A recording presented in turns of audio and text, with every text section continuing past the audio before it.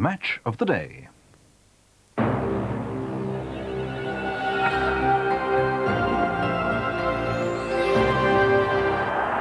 the man who's really fighting for his cup medal. Could he score the winning goal now?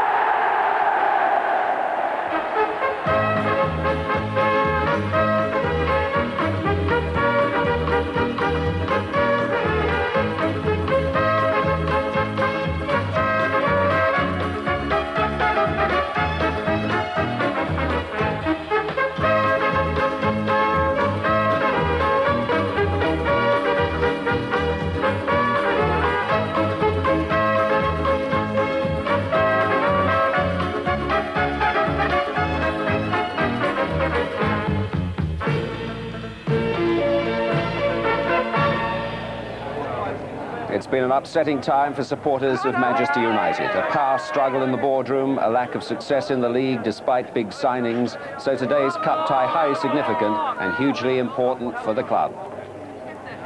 For Brian Clough and his Nottingham Forest team, the start of another road which he hopes might end at last in success in the FA Cup, the major trophy that has always eluded him. In his 33rd year as player and manager, will it be his cup year at last? Well, the clubs met in the competition last season in the 6th round at Old Trafford. This was the Forest goal on that occasion. And he's trick shot. Parker! A goal for the Forest! Gary Parker! Manchester United thought they'd scored in the match too, but the referee thought otherwise. Leclerc! Off the line! And the referee superbly placed to see. And the United players say it went over, and Brian Hill says no, and you couldn't argue with its positioning. Will United get their revenge today and keep their season alive? We're about to see. Plus, we'll have the best goals from yesterday's ties.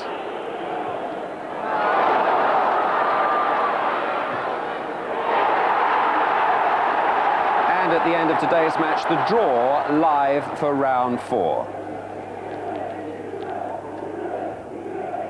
Good afternoon, welcome to the City Ground. Conditions perfect for what we hope will be an excellent cup tie this afternoon. The unhappy news for Manchester United is that England captain Brian Robson will not play in this match. He's here with the squad, but he'll take no part. He's still not fit. Now, Jimmy Hill, the words crucial and crisis are being used as far as this match is concerned for United and, of course, their manager, Alex Ferguson. What do you feel about that? Well, I don't think that's any help to the club whatsoever. I think that puts added pressure on them at the most difficult time with massive injuries and all their other problems. I think the very haste and the enthusiasm of their supporters cannot help the club at times. I think it's forced a succession of managers into spending money to try and bring them what they've been looking for so long, that success in the league and maybe in the cup.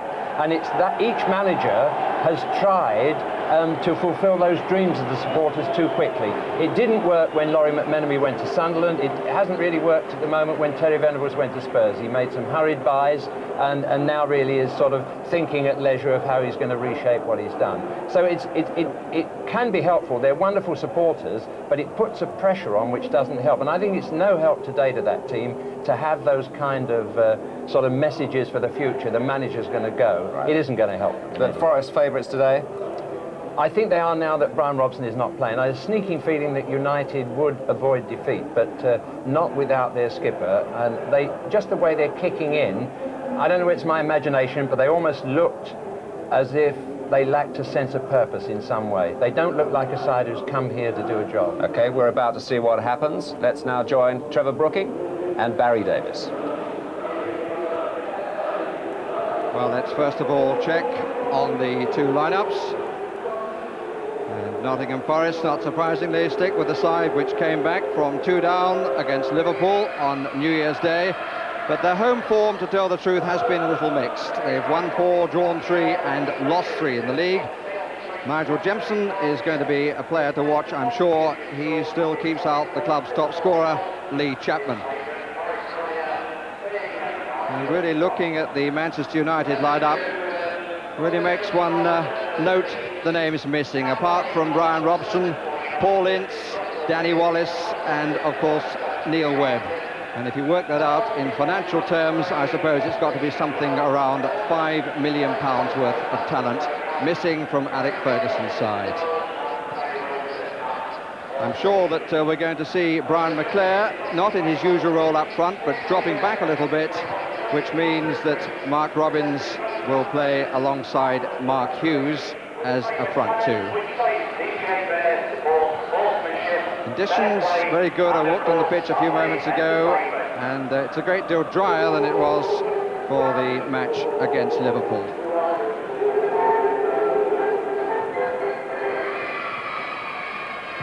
The man in charge this afternoon is Lester Shapter of Torquay, a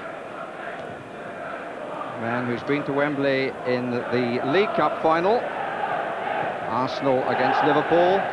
He's one of the senior citizens among the referees and has yet to be given the chance of doing the FA Cup final.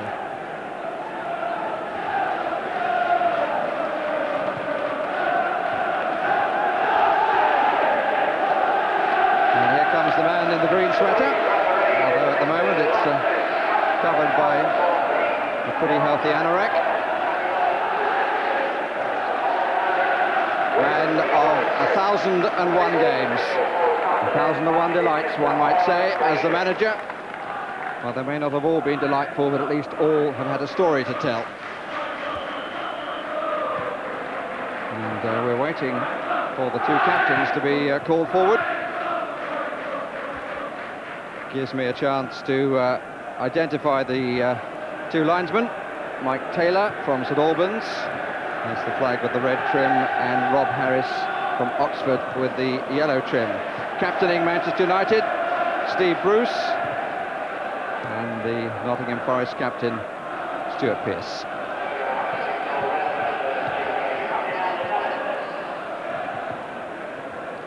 Well, with this man driving them, I'm sure that United will not lack determination in spite of the absence of Brian Robson.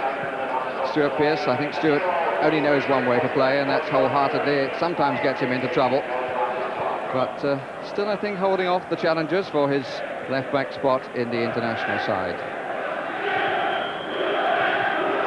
Well, the teams are going to change ends, so an opportunity for a few words from Trevor Brooking before the kick-off. Well, I suppose the main talking point has to be Brian Robson. He was very disappointed. I spoke to him before the game. It really, they say, he was really in the Liverpool game, but he did it in training a couple of days beforehand and aggravated it, and he said it's not made much improvement at all. And although the pitch is better than it was on New Year's Day, it is going to cut up, and if you've got a groin injury, there's no way you can get away with it in this sort of cup tie. So it'll be very important for Manchester United to be positive and sort of not think about the injuries, but really go into the game expecting to get a result rather than fearing the worst. Well, we do need a ball to play with, and at the moment we haven't got one. Referee is full of smiles, but the start certainly greatly delayed here. And it strikes me that we're only a week into 1990, but the comment Happy New Year, the wish Happy New Year, will ring a little hollow for the losing manager here. So much for Alec Ferguson under such great pressure, much of it supplied by the media. And Brian Clough, who, as Desmond Lynham said, has never won the FA Cup. Goes back to 1955-56 when he started as a player with Middlesbrough. Forest in red, United in white.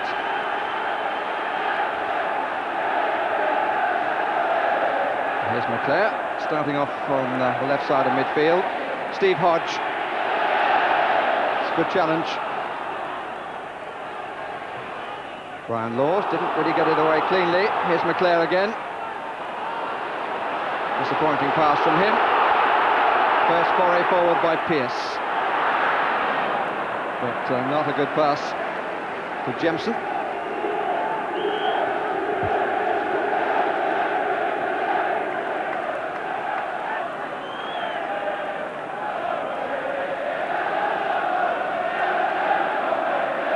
Hodge, Pearce.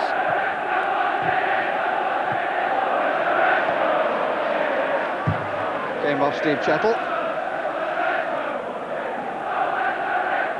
Viv Anderson returning to the ground where his career was started.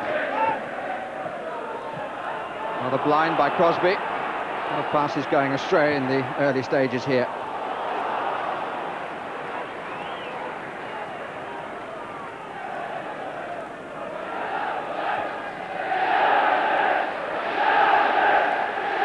Jemson. It's taken him 21 months to come through since being bought from Preston. But he made his debut on Boxing Day and has made a very interesting start to his career in the first team with Forest.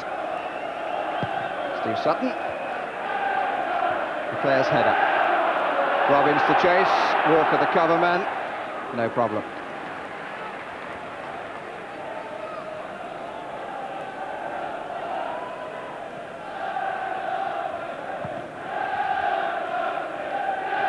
Won by Anderson. Leclerc. Beardsmore, Martin makes the run forward for him. It's a good one and a good challenge by Steve Hodge.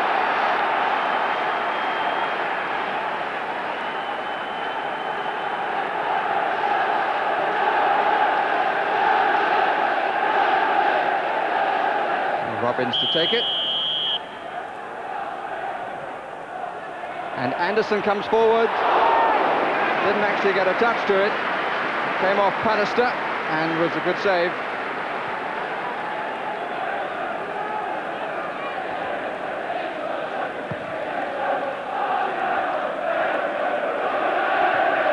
Pannister's header, Hodge, Clough, Parker, Jemson, no chance of doing anything with that. It's a nervous start, there's no doubt about that. Leclerc has seen more of the ball than anybody else. And used it better than most too. It's a good header by Laws. Leclerc, in fact, is going to play alongside Michael Phelan in the centre, so he is really going to replace Brian Robson's role. And they're playing Russell Beardsmore wide on the left. And of course, Phelan will be keeping an eye really on Stevie Hodge. That's a crucial confrontation in the midfield. And maybe a contest for a place in the England squad. It's a foul by Hodge.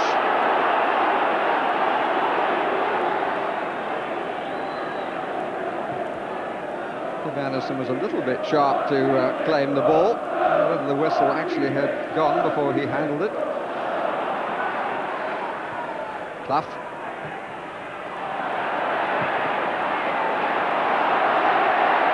Orlickson,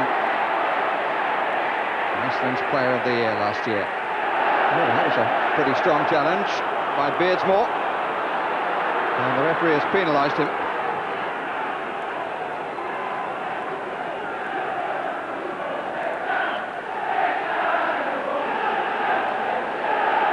Not much of a threat in the middle at the moment.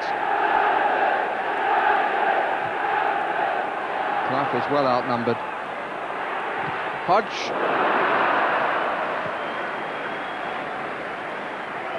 Never really looked like keeping it down. Stevie Hodge. Scored in 3 of the last 4 matches, Steve Hodge. And he's been in very good nick indeed.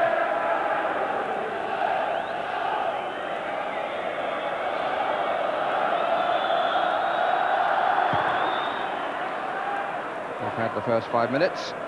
Already neither side has settled down in any way yet. Robbins, Hughes.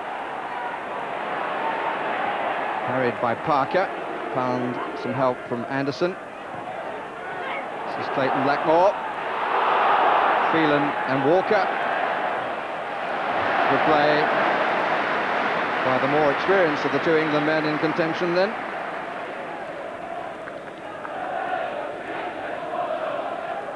With Anderson, he was an apprentice here and made nearly 350 appearances in the Nottingham Forest shirt.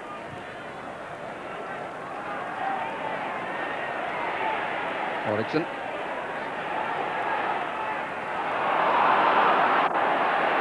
There's a little loose stuff being played, that's offside. Against Lee Martin. There's enough to get the crowd to their feet down that side though. Mark Hughes finding a different partner, and it's been one of the problems that he and Leclerc haven't really hit it off up front together.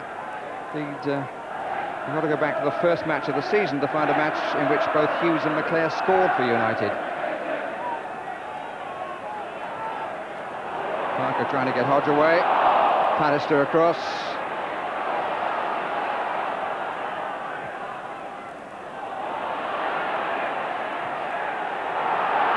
Offside by about the width of the Trent, I would say.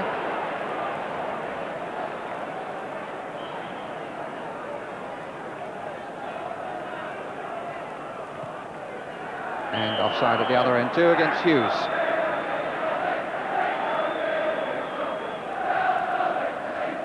City ground certainly well peopled. And so far, the sand on the pitch doing its job. Chase for Clough, I think, will be fruitless. 2 offsides and a wasted free kick.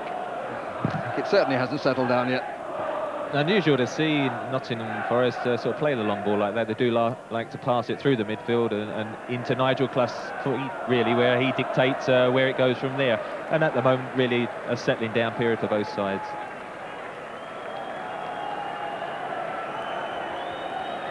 Jim Leighton, the goalkeeper, like Alec Ferguson, really trying to re-establish his reputation. Bruce. Hughes took it well, under pressure from Walker. And there was no other route for him.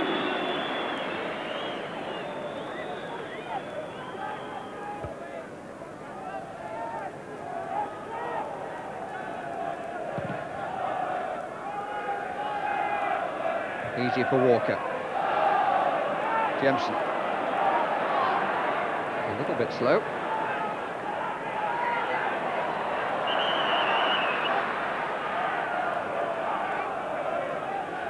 Change of ball.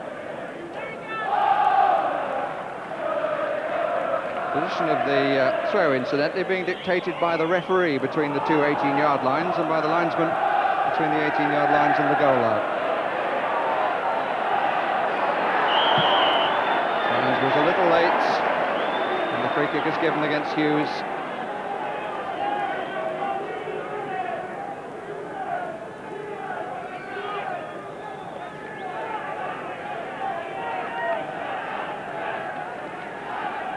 Jemson the furthest forward for Forest. Crosby down the left touch line. It's Clough. Parker trying to play it early for Jemson. Pallister's header. Bruce. Martin certainly took his eye off it for a moment. Phelan needs support left side. Good chase. But never looked likely to be successful. Russell Beardsmore.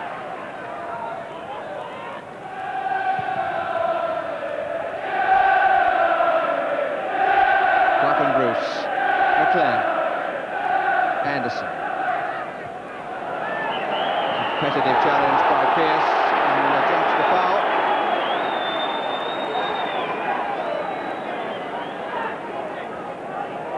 Did rather launch himself like some guided missile intent on puncturing the ball.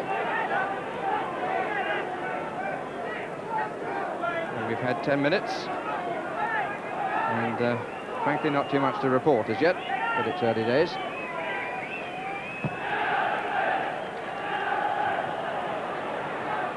Free kick way short from Blackmore. Here's Parker. Forest throw.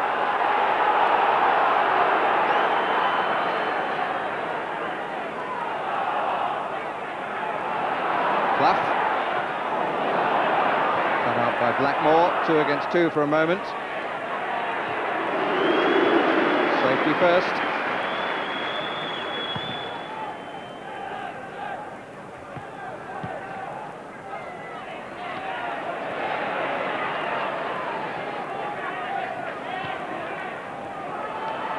United arrived at the City Ground on a run of 8 matches since their last win.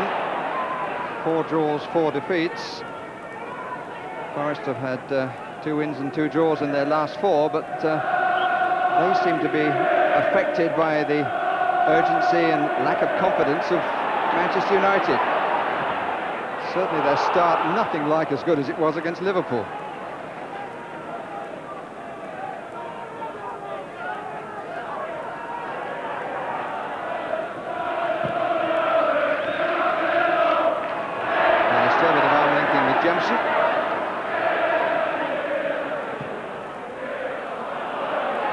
Should be no way. He really hit it cleanly, Pearce.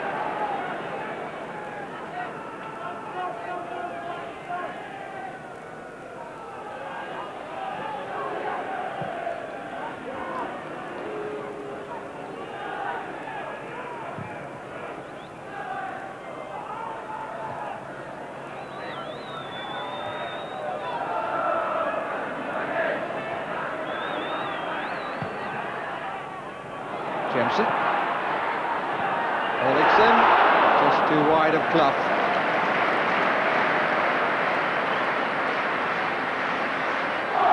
There was a semblance of a threat there.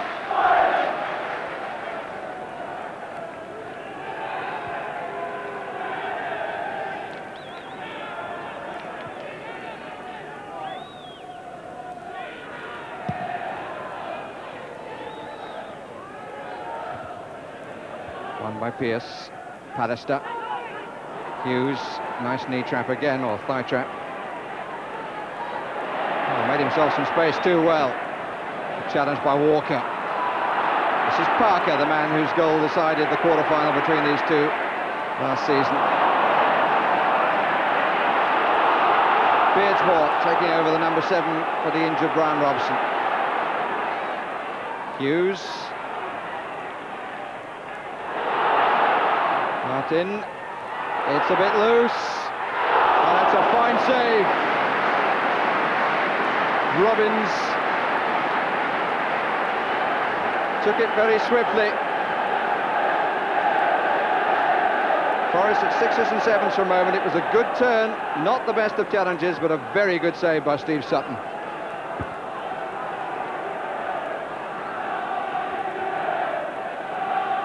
Anderson's come forward to the 6-yard area. That's Pallister, and that's easy.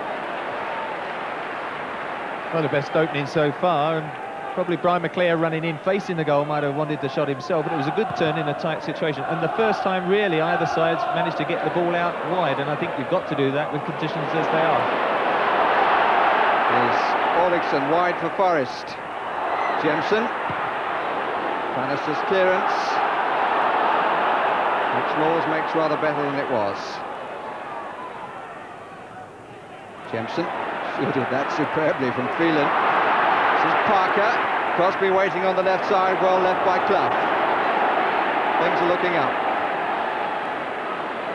Crosby needs help. Pearce behind him. Early in, looking for the return from Clough, which he didn't get.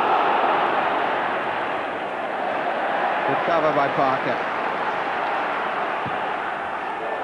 And a useful ball to Hodge. Jemson far post coming in. Olixon further over. Corner.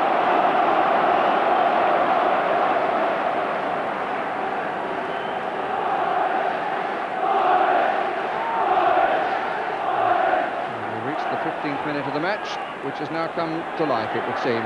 This is Crosby. Nice dummy. Blackmore who cleared. Doesn't see much of the ball yet, Crosby, but it's to the benefit of Forrest if he does.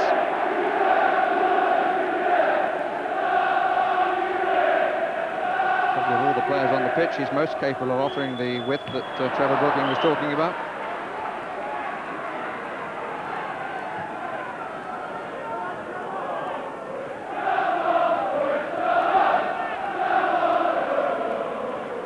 Clough. Wrestled out of it by Bruce, and unfairly caught him on the back of the ankle slightly, according to the referee. This is Brian Laws. Parker. Laws again. It's a corner.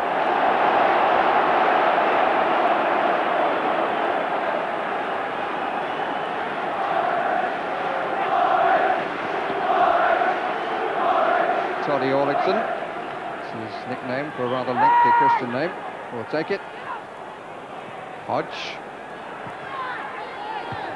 Pallister's header. Acrobatics was by Beardsmore. Oh dear.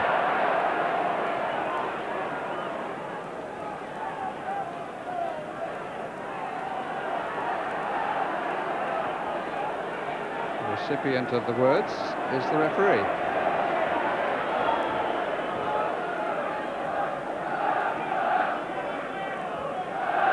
conversation still goes on and seemed to be fairly pleasant.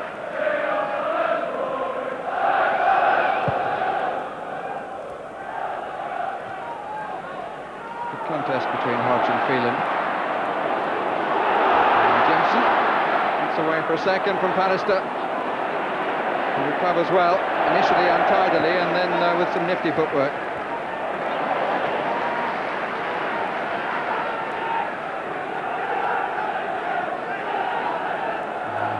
Too happy with the support around him, if one judges that expression and comment correctly. Hughes.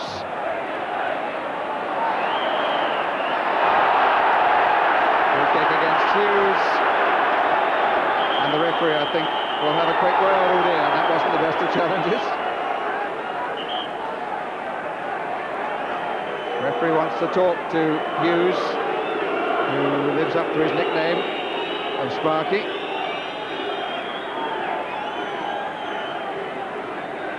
I think he was a bit fired up because it was him and Gary Pallister who were having the argument beforehand. Mark Hughes wanted it over the top and Gary Pallister played it in short. I think he took it out on the Nottingham Forest player there.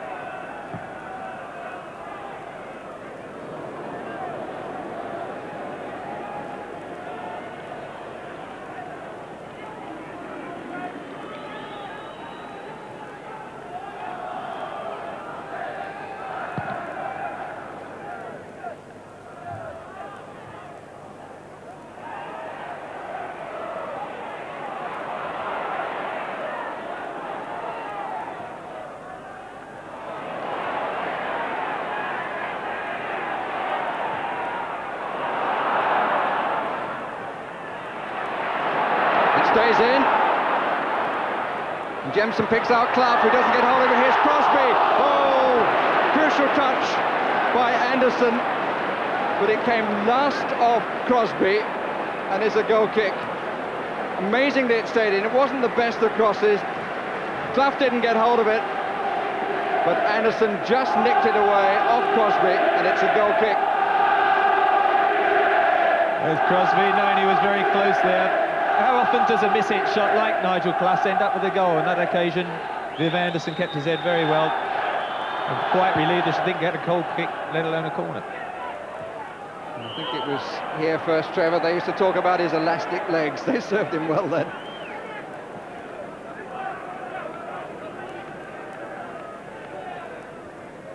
Well, certainly had a charmed life down the right touchline. Pallister with the free kick. Hughes and Pearce. Hughes got wrong side for a moment. Pearce got wrong side, I mean, for a moment. Walker. Crosby and Phelan.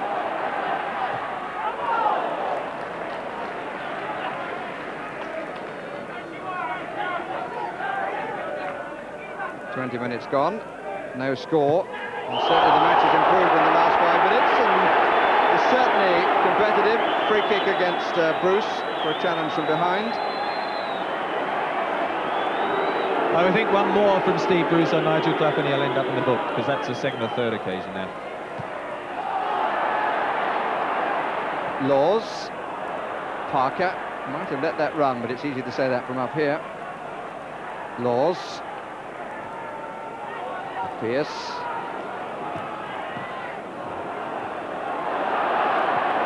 Crosby.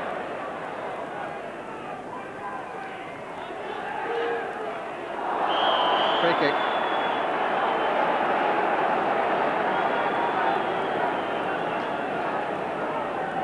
Forrest to push Chettle forward alongside Clough and Jemson and Hodge and Orlickson.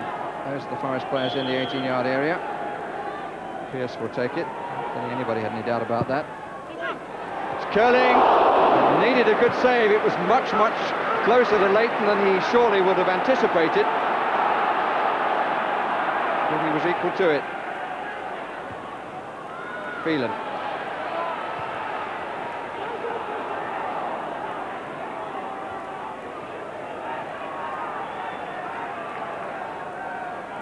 Well, it needed a good save, and I suspect that Jim Leighton had to move his feet back a little bit. Yes, he did indeed. Didn't get it over the top, just got it away to his left. think the pulse will probably be back to normal now. The goalkeeper. It's not his strongest part of his game, I don't think, Jim Leighton, on crosses, and that one he started to come for a good cross, but in fact it turned out, from Stuart Pearce's point of view, almost to be one, but really it was too near the goalkeeper, but he'd anticipated one. Basically, the best two chances so far have come from things that didn't quite go right. First Clough and then Pearce.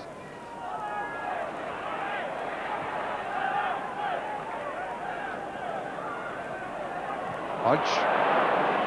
Very, very sharp in the middle of the field. Having a good phase in the middle of the season, Stevie Hodge.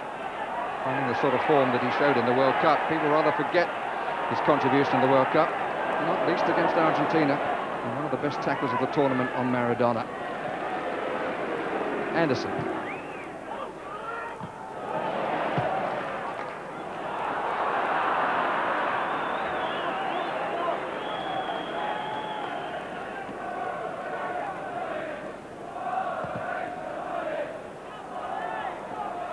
Pallister and Jemson. Jemson hasn't seen too much of it yet. But then he didn't in the first half against Liverpool. Did very much in the second.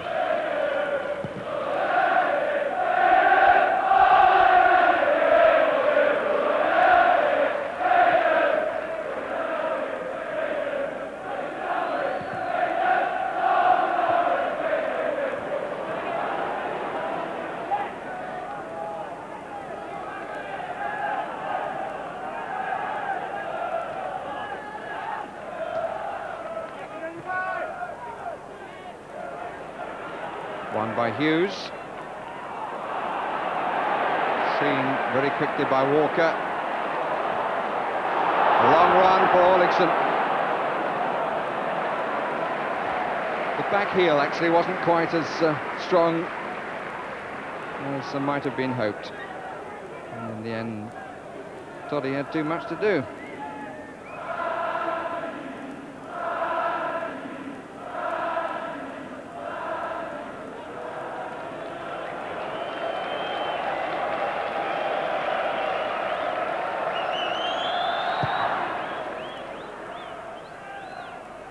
By Chettle.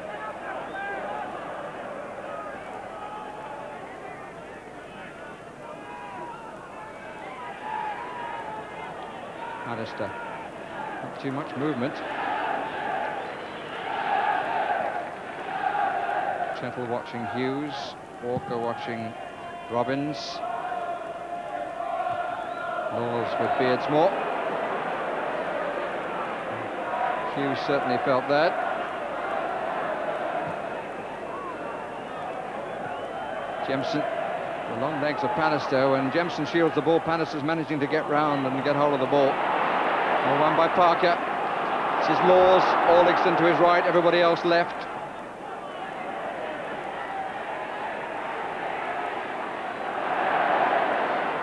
Cross with the left, back by Clough.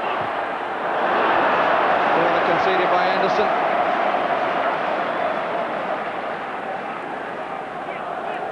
Hughes, meantime, has recovered quickly.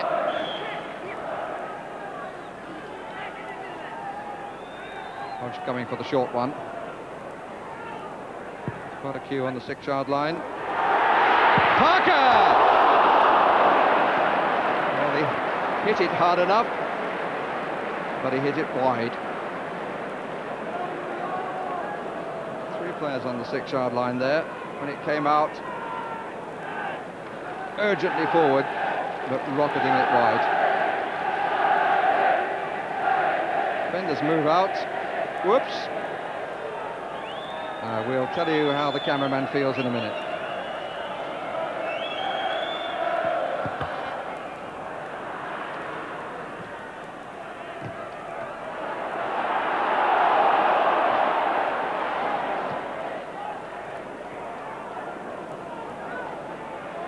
Parker.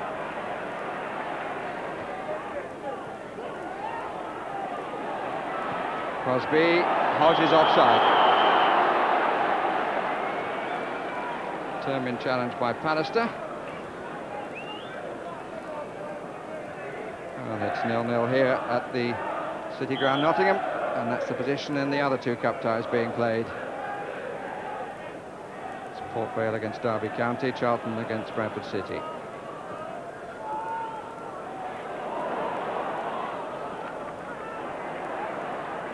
Forest just beginning last 10 minutes to get more on top. Manchester United finding it difficult to get forward as an attacking force, and once you allow Nottingham Forest to start to dominate, really Hodgson in the midfield along with Parker, the two that are starting to feed their forwards. This is Hughes, they've got a man over, Clayton Blackmore, number 8, 4 running left. And Chettle will be very happy that that curled away. He just flashed the left foot at it. Could have gone anywhere. Blackmore suddenly finding a bit of space with 4 colleagues running to his left. Anderson up again on the 6-yard line, around the near post. Bruce gets up as well. And Jimson suddenly had far more time than he should have had. Chance of a break here if it's played early. And if it had been played well. Both Audixon and Crosby might have been clear. Instead, Martin turns it to his advantage.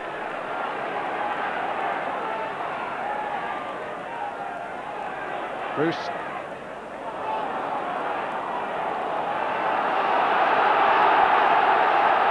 The United supporters in that area of the ground. Another corner.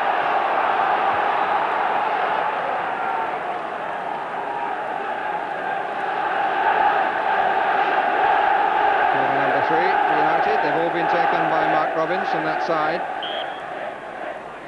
Bannister on the near post. Too high for him. Another corner. Came off Chettle, I think.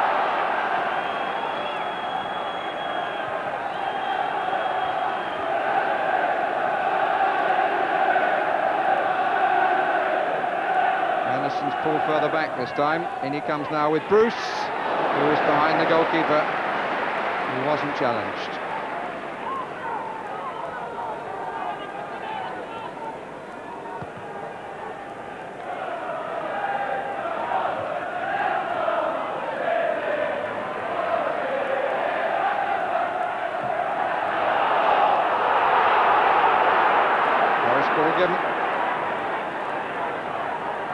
So the referee taking the position, the thrower has to be in line with where he's standing. That's what he told the teams before the match. Between the two 18-yard areas.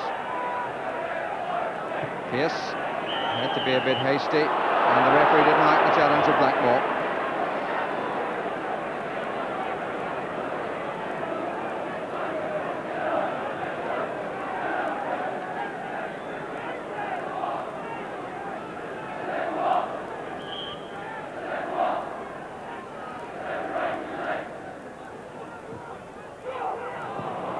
Blackmore ends it all, and we've had the first half an hour of this contest, and that's the position of Port Vale. Trevor Hebbert has given Derby County the lead.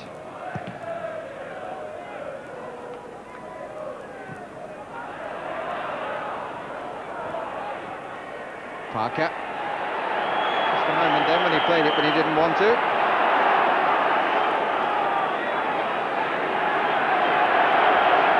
Philosophical about the challenge from Hughes. He's just letting him know that he's supposed to be going for the ball, eh?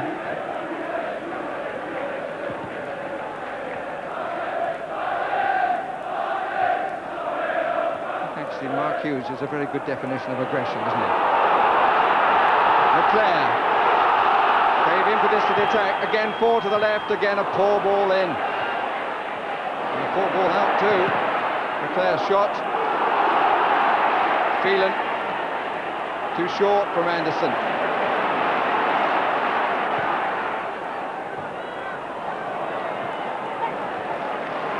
And Anderson furious really at the lack of quality all round then.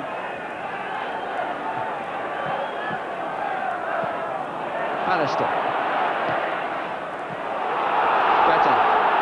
Beardsmore in possession, Blackmore to the right, 2 to the left. They actually had a man over for a moment, United. Crosby. Just the challenge of Beardsmore, but where's he going? Hodge. The boss's son. Laws. Orlickson on the touchline. 7 involved in this attack. This is Parker. Trying to find a goalkeeper off his line as the United defence backed away from him. The final ball has been pretty poor with both sides, particularly the last 5 minutes. Manchester United, 2 or 3 good crossing opportunities, although to be fair to Clayton Blackmore, wide on the right, it's not his favourite position, and at the moment he's being asked to play out there. Here comes Pearce. That's what you call a strong header.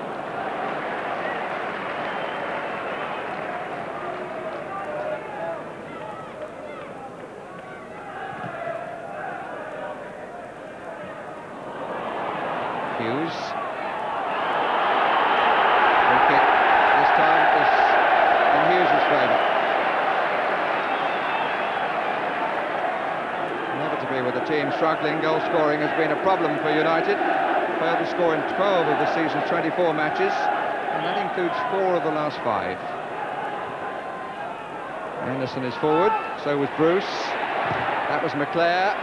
Oh, might have been again if Bruce hadn't got in his way. Hughes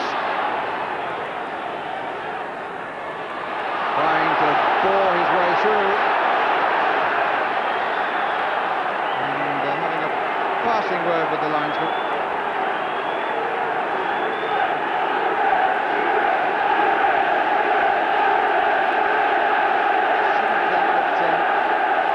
Too often makes the tea at home. That's nowhere near the china, I would think, Mark Hughes. Taken quickly and taken well. This is Beardsmore. They were asleep for Forest. Just didn't fall right for Hughes.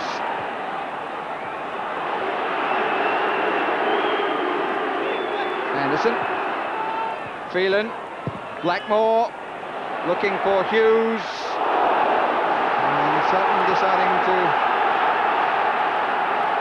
fingertip it away for the corner. In front of his own face. Then Bannister near post. Gets the back flick. This is Bruce. That's a good save and a foul by Bruce. Bruce saw the goal yawning and was so eager that he was way off the ground when he made contact with the goalkeeper.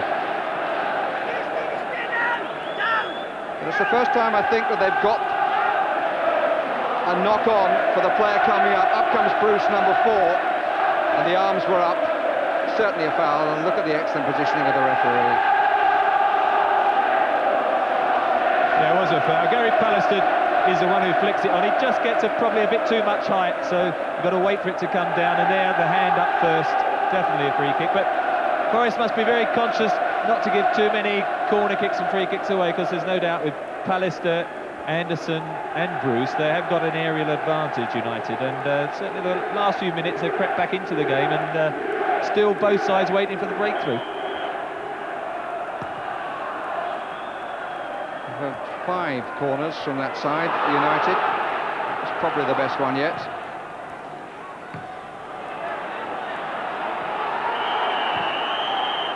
The flag is up on the far side for offside.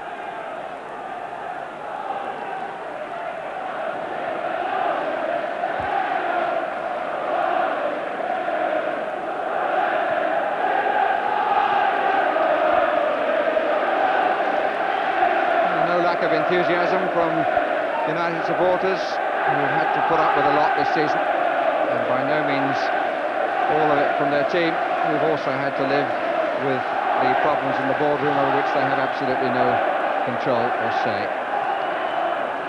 Especially tough for the manager, Alec Ferguson.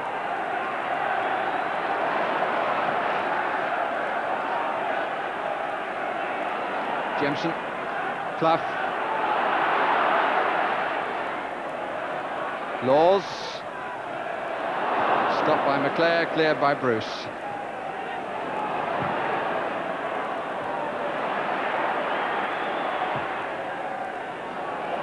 great ball over the top. But Jemson is never looked like getting ahead of his marker, but what an excellent pass by Des Walker.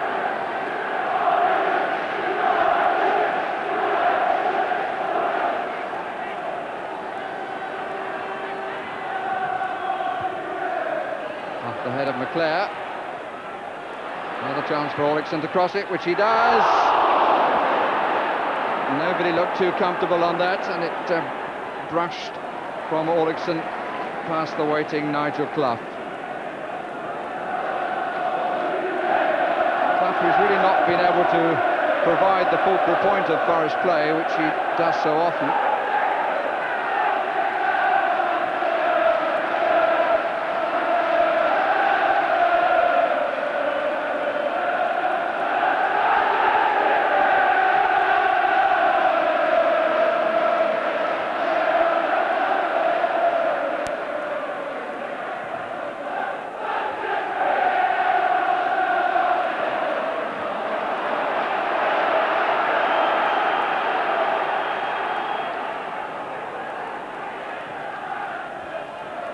Well taken by Hughes. And the danger well spotted by Hodge. But another corner for Robbins to drop in on the near post, the right one as we look from the camera behind the goal, for a flick on which will, if best, be rather flatter for the oncoming player. Anderson couldn't get through the crowd. Chance of a break here for Forest. Crosby. They're getting back in numbers now, United. The impetus was lost really on the first ball, and they get a free kick when they shouldn't have. Untidy challenge by Blackmore. All he had to do was to force Crosby to hold that area.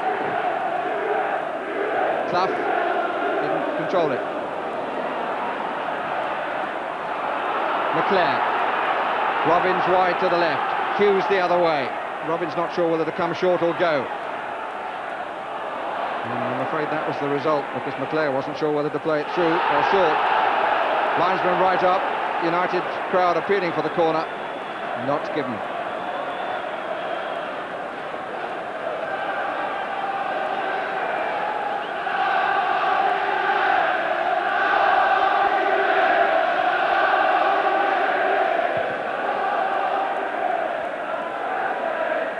The score from Selhurst Park. Brian Timian has scored from the penalty spot to give Bradford City the lead over Charlton Athletic.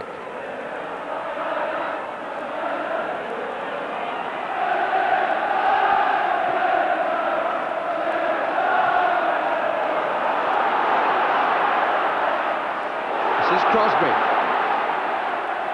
That's nice. This is Jensen. Well claimed. And Blackmore well placed.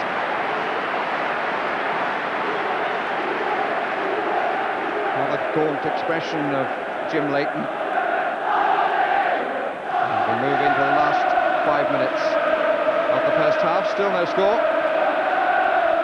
Goals in the other two, but not in this one at the moment.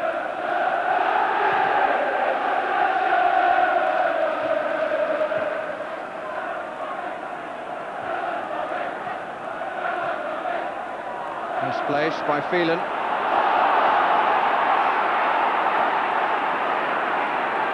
Laws.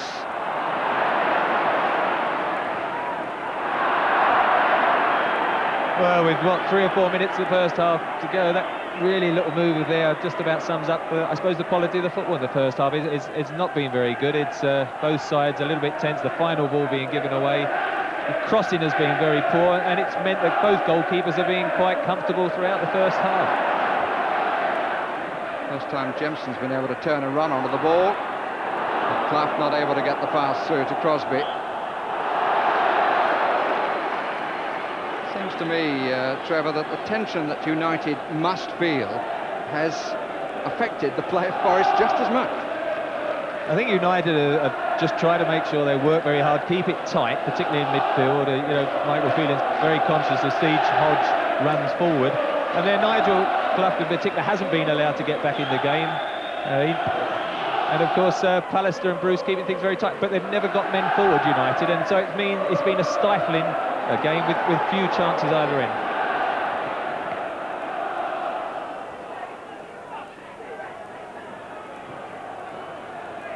Hodge. Caught in possession, Hughes. The angle was always against him. And McClare looks across and says, "Why didn't you see me?" But I suppose that's by no means the first time a player has looked at Mark Hughes and asked, "Why didn't you look up at me?" They give him the benefit of the doubt that he was actually shooting. I'm not sure, he waved across, I'm not sure if he was thinking about crossing it and got caught in two minds and did nothing, but it was certainly no danger to the goal, that's for sure.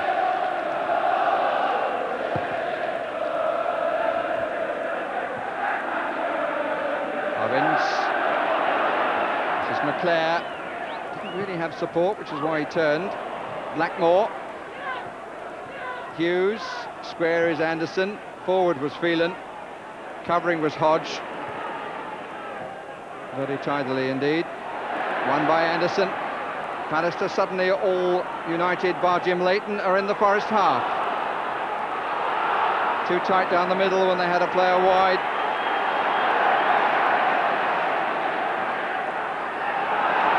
Clough taking it away from the pudding of the middle. Good pace here from Laws. Orlickson to the right. Jemson down the middle. Mind to be made up. Free waiting. This is Orlickson. Did he hold it in? Yes, according to the referee. No, he didn't. The linesman says corner, and I must say, I think the linesman was right. It seemed to me that he slipped on the surface and took the ball out, Jim Leighton.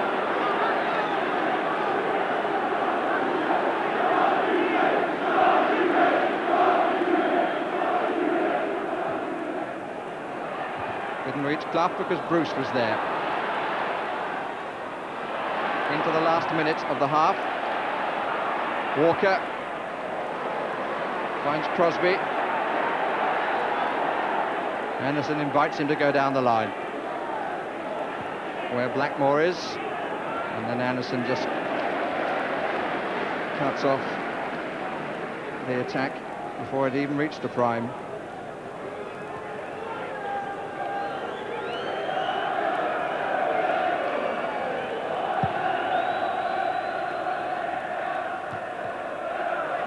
Pierce.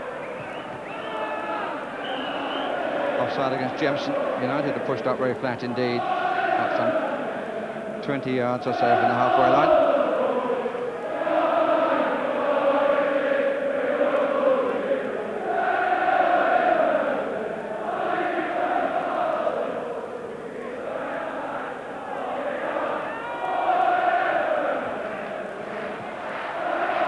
Question now what Mr. Shapper is allowing for the odd stoppage. Coming to the end of a half in which neither side really has done itself justice. More understandable for United perhaps than for the home team, Forest.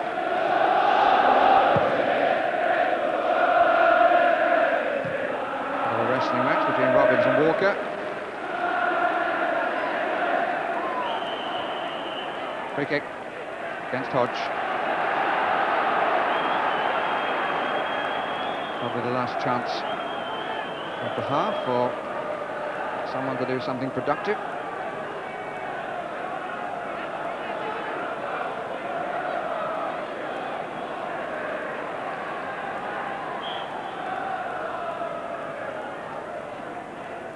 Taken by Martin, met by Walker.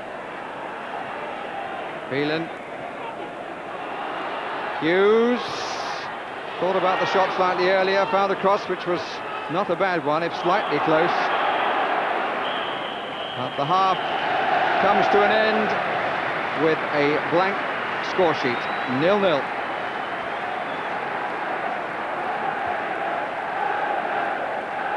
Well, it's pretty unclear which of these two teams will be going into the live draw for the fourth round later, Jim. I suppose honours even in that first half. Yeah, strangely, United, I said to start with, came out with a little bit of fear, I thought, and they didn't no sense of purpose. But Forest also were a little unsure of themselves. So it's two teams trying to find their feet, and the first one to do it is going to be in the draw at the end of the programme. Right, we'll have some more thoughts on that first half in a moment or two. But of course, there were some great cup ties yesterday, outstanding goals, some good goalkeeping and upsets. Let's have a look back at some of those moments now. There were a lot of mud-stained goalkeepers around the country yesterday. Aston Villa's Nigel Spink was one who contributed to the high proportion of either-ors in today's draw for the fourth round. Villa were away to Blackburn Rovers. They're the team in blue and white, and Spink made a vigorous contribution to a tie full of incident and excitement. Bailey. Oh, he skipped past Sully. Three waiting in the centre for Aston Villa. On the goal!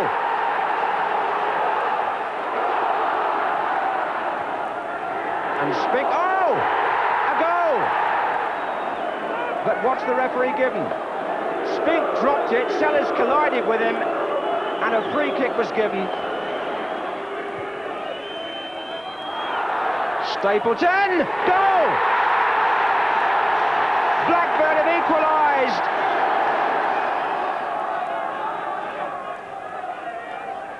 Nielsen, oh, and in Norman Royd! Off the post and in, and the big lad's got it. Reed. Sellers flick, Nielsen's header out, back in by Miller. Stapleton's there. Oh, it's been deflected and it's gone in! Scott Sellers had the shot. There was a deflection, but it's 2-2. In nearly 12 years with Stoke City, Peter Fox has won many games for them. He was doing well again yesterday against Arsenal, until this. Quinn finally breaks the deadlock. By comparison with Fox, Swansea's Lee Bracey is a 21-year-old novice, but he kept cup holders Liverpool at bay. It's come right through here to Rush. Rush has laid it off for Nicol, and a beautiful touch over from Lee Bracey.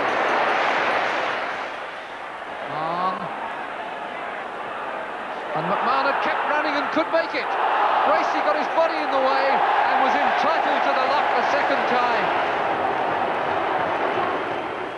Last year, it was Sutton United. This year, it was Northampton. Steve Berry came in at the near post, out went Coventry City. Shock of the round victims for the second successive season.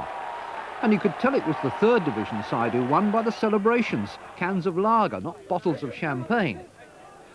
Southampton wouldn't want their victory at Tottenham called a shock, but that's how it seemed to Spurs. Matthew Le Tissier scored the first. Barry Horn made it 2-0.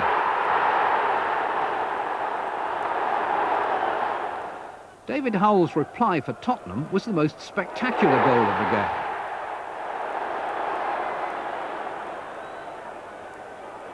But after Bobby Mims had saved Le Tissier's header, Rod Wallace sealed it for the Saints.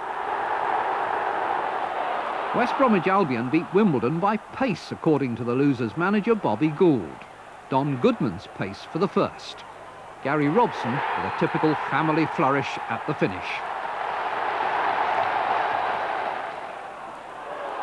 The second goal came from Kevin Bartlett's pace and another positive shot. Out go the cup winners of 2 seasons ago. Brighton had gone 4 games without a goal until Luton arrived, managerless and seemingly low in morale. From 2-1 down, they just crumbled. Robert Codner made it 3-1. Alan Kirbishley's second of the season completed a happy afternoon for Brighton. Luton may feel it can't get worse. They'll find out next Saturday. They're at Anfield. Not the best of weeks for Lou Macari either. The FA are going to investigate allegations of betting on his former club Swindon. His present team, West Ham, went out to Torquay United. Substitute Paul Hiron scored with virtually his first kick. The smile that lit up Dave Smith's face at the end suggested that 5th from bottom of the 4th division wasn't such a burden after all. Lyndon Jones had a funny old day for Reading against Sunderland. It wasn't amusing when his slip let in Gordon Armstrong to score, and the game not a minute old.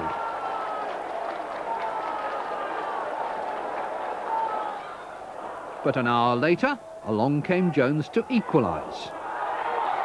It was nearly 10 months since he'd last scored, but having remembered how, he waited no more than 5 minutes to do it again.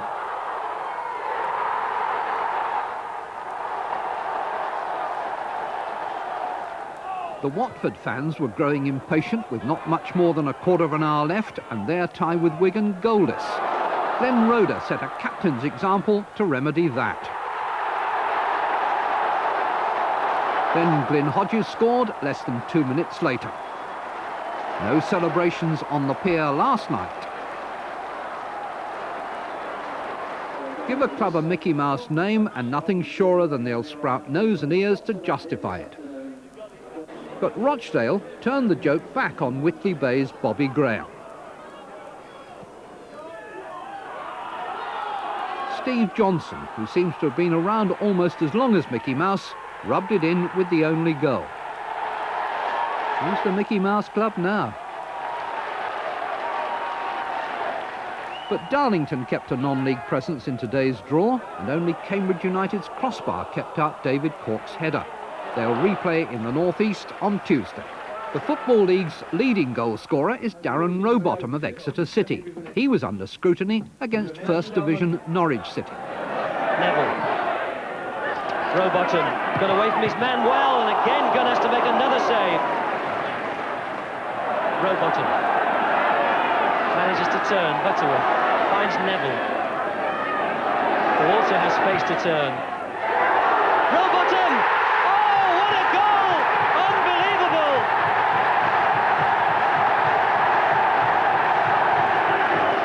Well, now, what can Norwich produce in these last 4.5 minutes?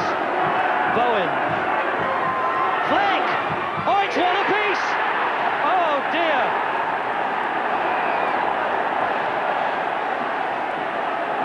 Miller looks in dismay, and what a disappointment that is for the home team. 1-1 at the end meant that the Exeter fans, who were all dressed up, still had somewhere to go, to Carrow Road on Wednesday for the replay. Jerry Sidstad with yesterday's roundup. Just to confirm the other half-time scores today and the two other ties being played today. Port Vale 0, Derby 1, Trevor Hebbard in 34 minutes, and Charlton 0, Bradford 1, Brian Tinian a penalty in 44 minutes. No goals here, of course, between Forest and Manchester United. Brian Robson not playing for United today. He's talking now with Tony Gubber. Brian, it's not hard to detect the nerves out there today. It's an important game for both teams, but particularly United. Well, I think it's like you say, it's an important game for both teams. But it's a typical game between two big clubs, you know, there's not much given away, you know, and it's a tough game. Of the chances there's been, perhaps United might feel they've had the better to score? Yeah, I think we've been a bit unfortunate on a few of our set plays. The ball just hasn't bounced kindly for us. Otherwise, we could maybe have scored one. We've seen this match build up as the beginning, the end of Manchester United's season if they don't get through. Is that the way the players see it? Yeah, well, I think it's a big game for us, just that we're towards the bottom of the league. And so when you're looking at a realistic chance of the championship, you know, realistically, we're a bit out of that race at the moment. So the FA Cup is the big one that we've got to aim for. Yeah. How conscious are the players of that sort of pressure that's been around this game today, and perhaps on the manager? Yeah, the lads are, but I mean, the manager's been great this week. He's kept as much pressure off the lads as he possibly could. And the lads went out into the game fairly relaxed, you know, and they were looking forward to it. Do you see United getting through? I certainly hope so. I think the fans that have turned down here today have supported us great, and we deserve to give them something. Thanks so much, Brian. Thanks very much. Well, Port Vale have just got something. They've got a goal. It's 1-1 against Derby now. Darren Beckford has got the equaliser just after the kick-off of the second half. It's Port Vale 1, Derby 1, the latest score. Let's go straight now here to the second half. It's all yours, Barry. Leicester Shapter making his way out to the middle to continue the proceedings.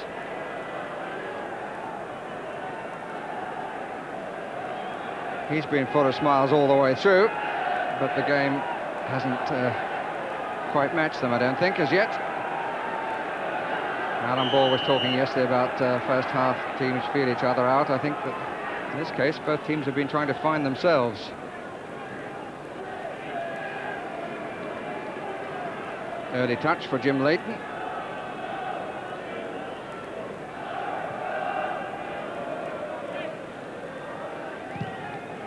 Very deliberate clearance.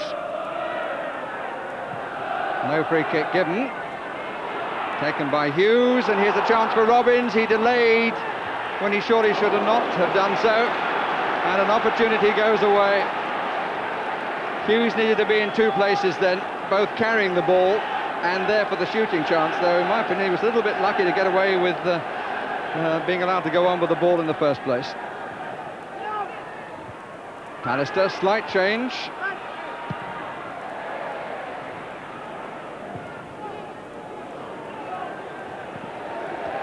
One of those chances, Mark Robbins, if he'd have played in the reserves, he'd have hit it instinctively, because you're in the first team, big cup tie, you try and be too precise and it runs away from you. Parker looks for Clough. They got a man over if it came the other way, but it didn't.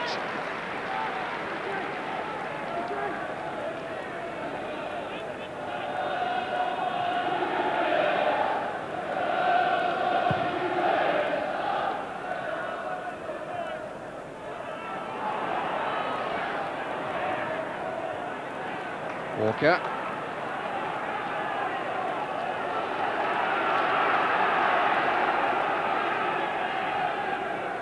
Leave it to Viv Anderson. Used to be able to throw the ball some considerable distance, but doesn't need to there. To Blackmore. Given away immediately. Feet were fairly high. And the free kick comes.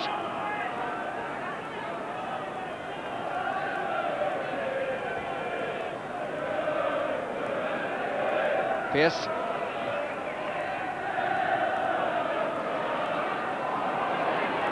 Parker did well. Blackmore. Good advantage play by Leicester Shakhtar. Hughes in possession. Telling start to the second half. Beersmore. It was a great oof of the crowd, but I think Sutton knew that he was going to have plenty of time at the end. But useful start by Hughes and a far better United attack. Mark Robbins to take the corner, Pallister to come to the near post. Anderson slightly further over. Hughes just wide of the left post, and Bruce trying to come in. Pallister got it. Anderson! It's a better save than the one before. Needed to be.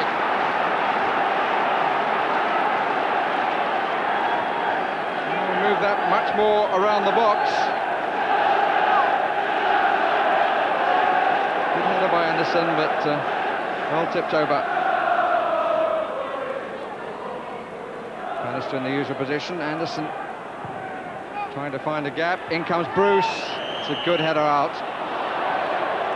And the free kick against Bruce. Positive start, though, by Manchester United this second half. A good first header by Pallister, and Viv Anderson, just with his back to the goal, couldn't really get the power. But, you know, they've come out, pushed Nottingham Forest back, and a good start for them.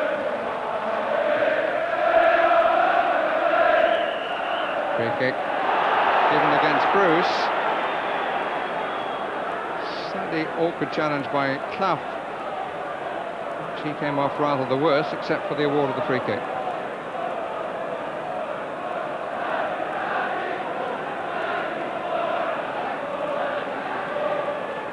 Pearce placing it alongside Parker. I don't know whether he fancies a crack from here. Attack held up just on the 18-yard line. Clough in the inside left position. Here comes Pearce. Off Pallister. Anderson leapt well. And the free kick is to United. Challenged by Pearce. Inquires about the health of Anderson, having inflicted the wound. Always good tactics once you've clattered somebody, just to make sure they're all right. He hasn't lingered too long, considering Viv Anderson hasn't stirred much since being collided. But again, both sides must get it out wide, because the pitch, although it's played very well as compared with New Year's Day, it is sort of getting sort of a bit cloggy there in the middle, and they've got to play out wide. Particularly in Nottingham Forest, you see on that middle centre, what happens, even though it's a little bit dryish, it bobbles, and so you've got to get it in the wide positions where the grass is, and let people like Gary Crosby run at defenders. But Gary Parker there is the man to switch it and give them the opportunity to cause those problems. And firework going off in the background, but we're still waiting for real fireworks in the contest.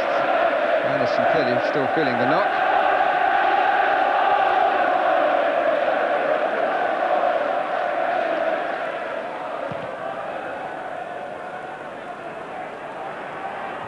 Pierce makes it his again. Blackmore.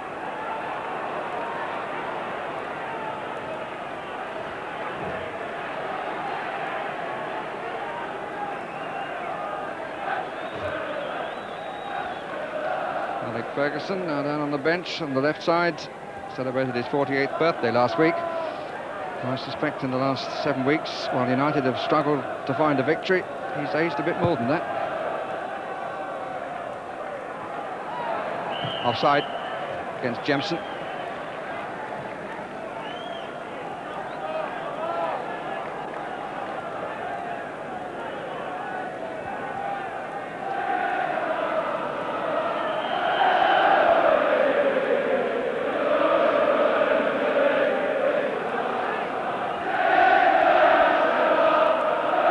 Noise is coming from the United supporters.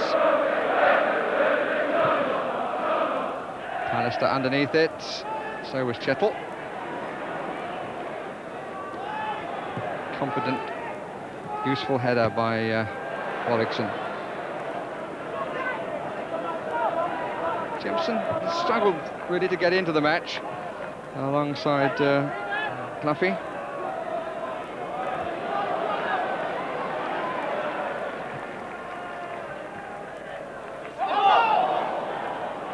They will appeal for it, of course. Clearly a Forest ball. Clough. Inside Bruce for a moment. And Jemson didn't look. Hodge had already made the run, and the ball went from whence Hodge had come. Good carry by Pallister. Challenge was fair. Certainly Hughes' on Walker was not.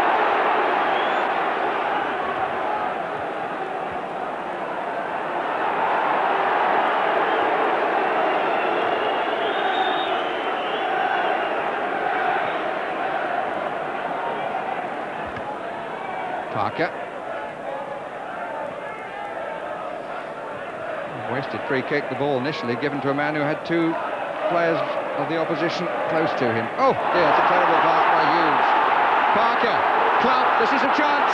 It's running a bit away. Just ran too much away from him. He couldn't get up there quickly enough. And the angle in the end was cut down. Hughes' mistake started it. That's a goal kick.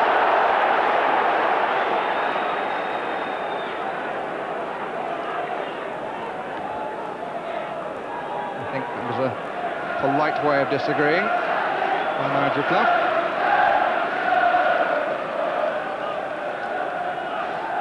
Up down the City ground from behind Jim Leighton's goal. Shot out of an evening sky. Chettle called for it, got it. Crosby nearly did too.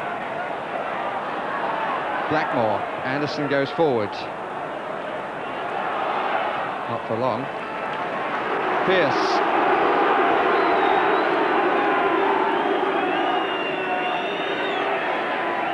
Hodge. Slightly wild challenge by Blackmore. Great advantage played by the man in charge. Hodge. Jemson near post, got a little touch back to Clough. Surprised him. Play by McClare. Hughes trying to get away from Walker, and he has done so. Robbins getting into the area. Hughes did the difficult part well, and then for a moment showed too much of the ball to Walker, and Walker answered the invitation very promptly indeed. 10 minutes of the second half gone, and just signs that the teams are loosening their own personal chains. Phelan, seems to be a bit more room around the pitch. Parker. The quality of passing has to improve if a victory is to be gained. This is Crosby. Great challenge by Pallister. Crosby was looking for the challenge from behind, but the ball was cleanly won.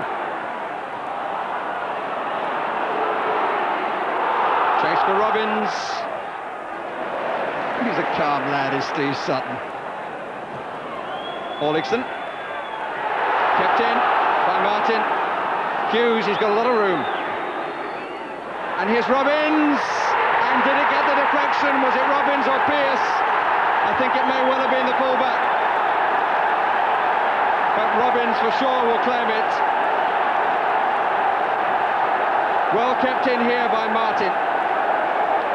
Hughes had more room than probably at any stage in the match. Just played it in. Robbins was unmarked. Pearce tried to come in on the far side. Definitely the goal scored by Robbins. The challenge was slightly from behind by Pearce. And really, Forest were totally asleep. Hughes was given room, and Robbins, the scorer, was not marked. Manchester United have a 1-0 lead. The goal in the 56th minute.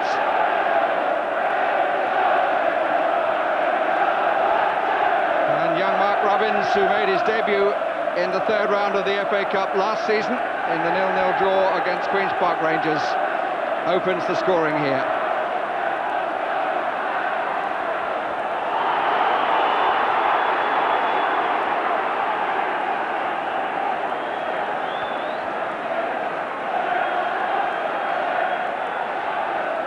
Clough almost got it through, but not quite.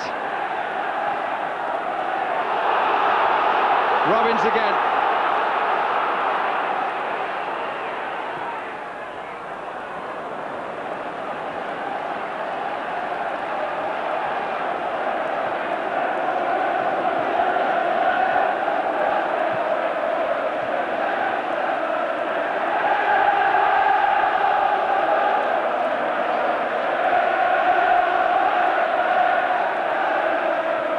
Never in 33 years for Brian Clough, and he must be thinking, oh no, not again.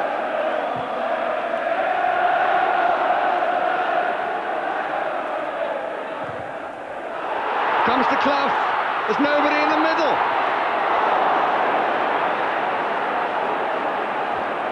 Well, it was a half attempt at committing suicide, but no one was there to put the dagger in. A substitution going to be made by Nottingham Forest. And they're going to pull off Brian Laws, judging by that number. And they're going to put on young Gary Charles.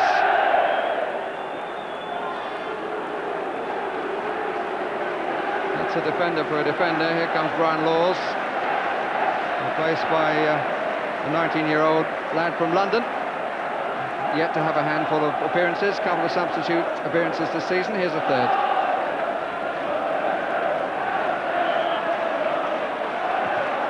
Corner is taken. Well met by Bruce. Robbins. Pearce. Crosby. Clough. Pearce again. Loses out to Blackmore. Robbins. He's onside, is Mark Hughes. Will it run for him? Oh, great challenge by Des Walker.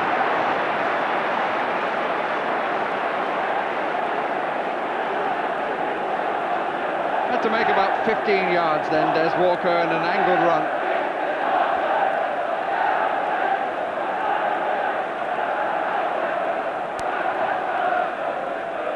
Sutton slightly in two minds, and here's Beardsmore.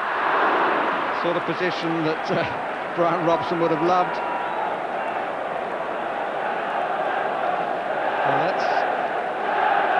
back again on the goal.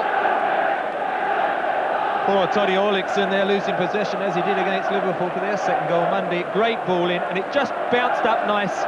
Mark Robins, not very tall, and the pitch kind to him there, popped up in a little nudge, and it bounced in. And here's Orlickson again. Jemson. Charles on the right side. Oh, he pulled them all, Jemson. Met by the head of Bruce. Promising comeback this by Forest. Parker. Clough. Pearce. Clough. Finds the wide man, Crosby. Came off Bannister. And I think that's the first time in the match that Nigel Clough has managed to make two passes precisely where he wanted them and found the wide man, Gary Crosby. He's never had the time or the space to control the Forest attack, but he did then.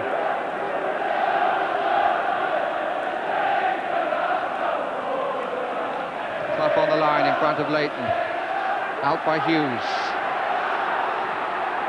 Parker. Let it run.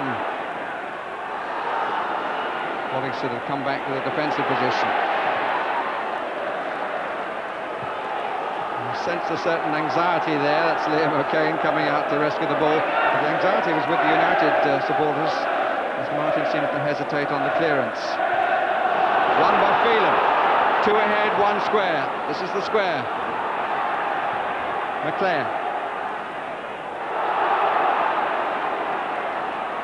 Pearce goes over to Phelan. McClare.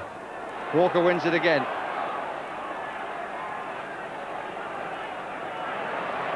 Crosby. Comes back to Phelan. Shettle. Parker. Charles. Looks to have a bit more pace than Brian Laws. And of course, offers a fresh and youthful pair of legs.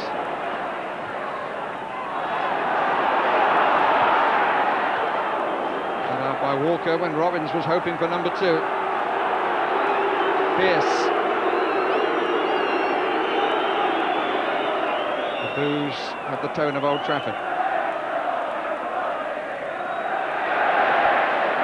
Settler was going nowhere then. Robbins. Beardsmore had made a run for him. It was intended for Lee Martin, who made a good run. Crosby.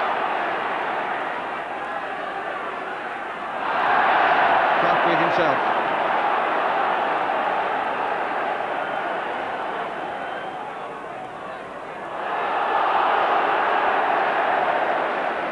United's free kick.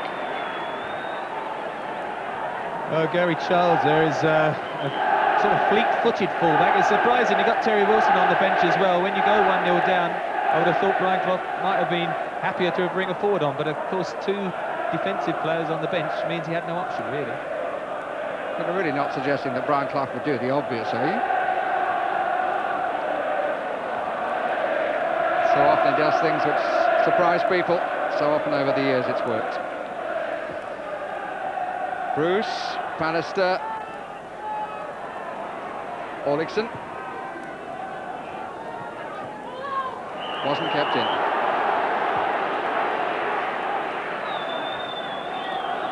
There's Jemson, who had a very good second half against Liverpool, still unable to get in the game. And Orlickson down the right, the young Icelandic lad, has found it very difficult in the atmosphere to really settle down and play.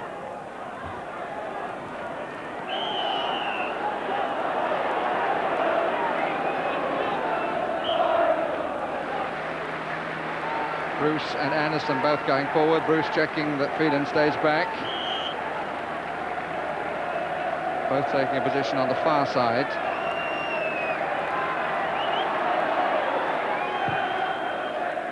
Anderson.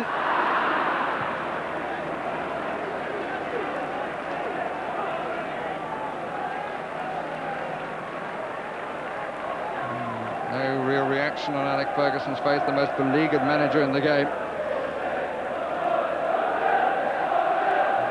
But the feelings must be rather different next to Liam O'Kane.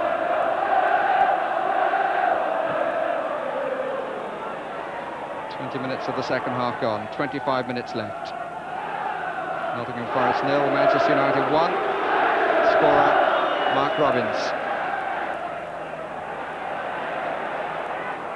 Second goal of the season, incidentally. Oh, that stayed a bit.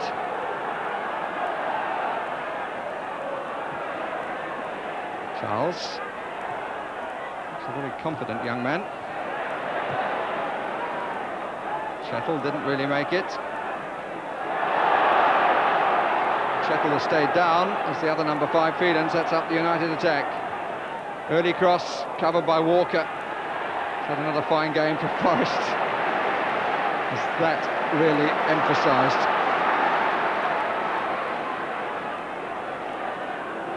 It was worthy of the Bobby Moores of this world. Or does that just date them? Chettle's still feeling the knock, but he's back on his feet.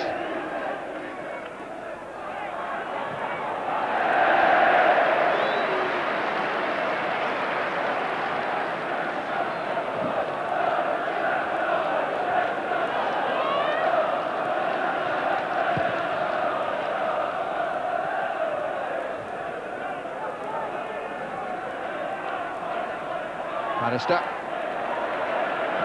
Fooled his man completely. That's a lovely touch in by Robbins. Now he's got to battle a bit for it. Martin to help. 3 waiting for a cross. Oh, he's done well again. McClare would have been one of those that would have taken the net away from the posts. Here's Crosby.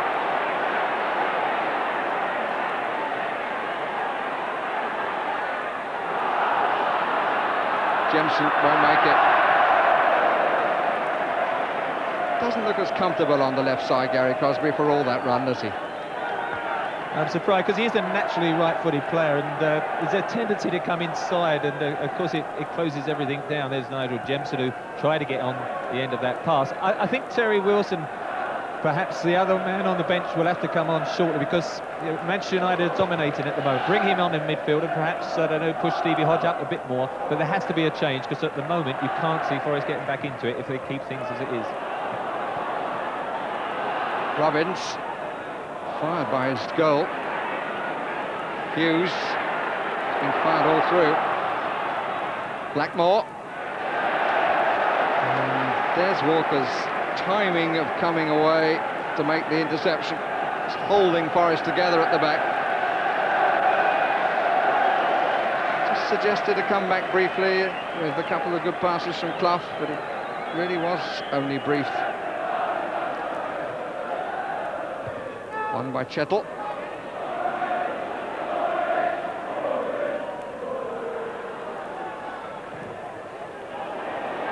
Sutton adjusting his position. Oh, golly, that was a great deal closer from Pallister than the goalkeeper surely thought.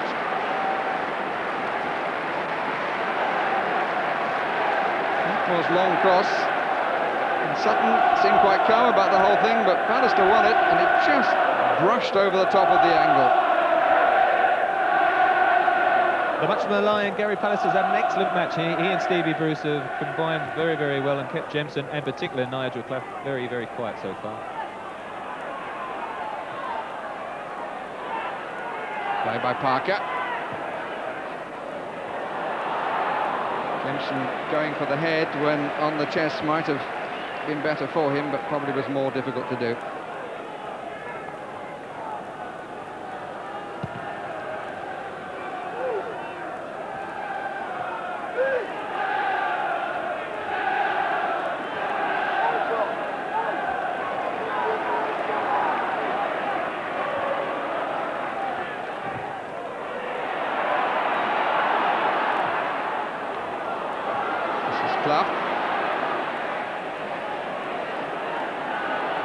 Clough takes on 2, beats them. They're queuing up in the middle, but he couldn't find the pass that might have turned his skill into something on the score sheet.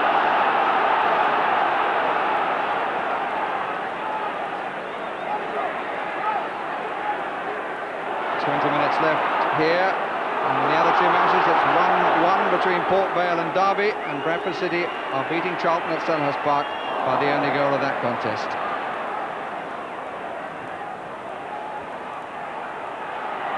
McClare.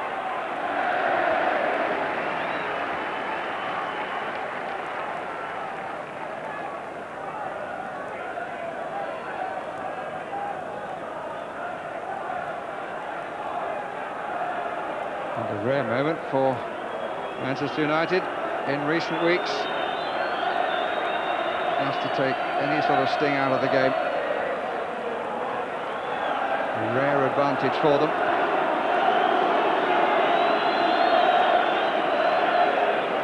No manager should be judged on one match, but it might be a result this which could transform United's season if it remains at 1-0.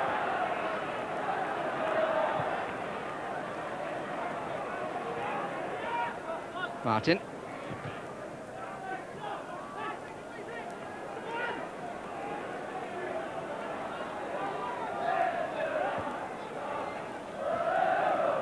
Forest crowd has gone a bit quiet too.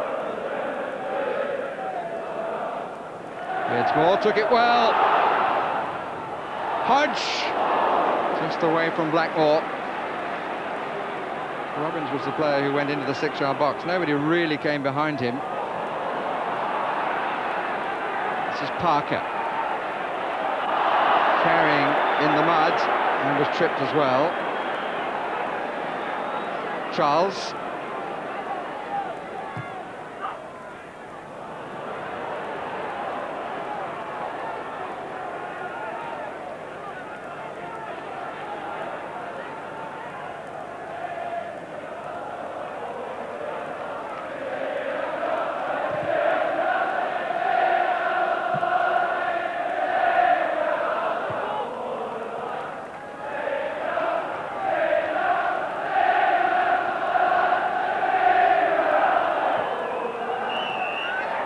Given against Walker, about which he's not too pleased.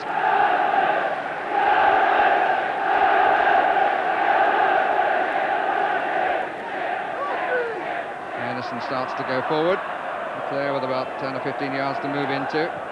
Blackmore's wide to the right, but not quite there.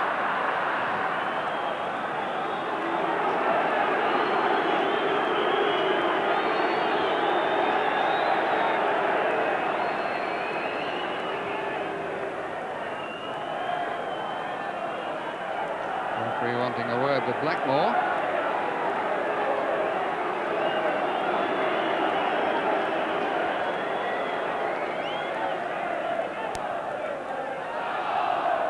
Yes.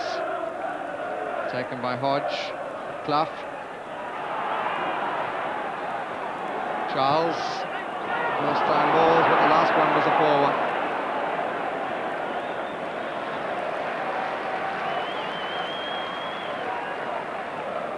One small tactical switch. Looks like Gary Crosby is going to have a spell over on the right wing, and Orlickson gone wide on the left, just to give it a little bit of variation. Certainly a change was needed at somewhere on the pitch. That's the other number 7, Beardsmore. Martin. Hughes. Into the gap again for Robbins. Quite as well as the previous occasion, and the goal came. Clough, it's more like his control, and that's Hodge. And this is Crosby. They were playing the offside and he wasn't. Good save, Jemson. Still well in play. Orlickson. It's a poor cross really. Jemson!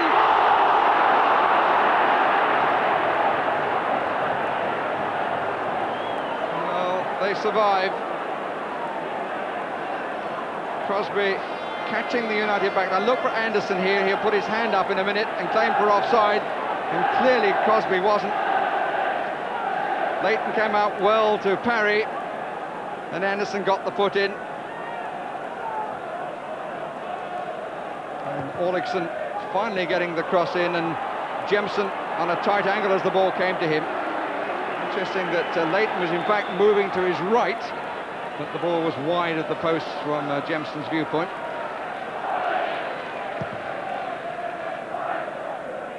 Into the last quarter of an hour. One goal between the teams, scored for Robins by Manchester United, for Manchester United. And if it stays that way, it will put the name of Manchester United in the draw for the fourth round, which will follow this contest live here on Match of the Day. Pallister. Looked very confident. To say that one England front player said to me that this fellow Pallister is the best ball-playing defender who'd played in the England team during his time there. The price tag on him certainly weighed heavily on his shoulders. £2.3 million. It's a lot to play for a developing player. He's had a good game today, and one or two recently, in spite of the results. Anderson.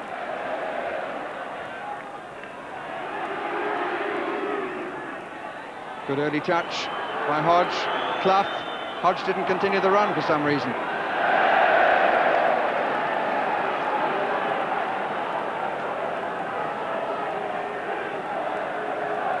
Cosby comes back across the area, currently in the centre forward position. Room for the cross for Pearce. Goal kick.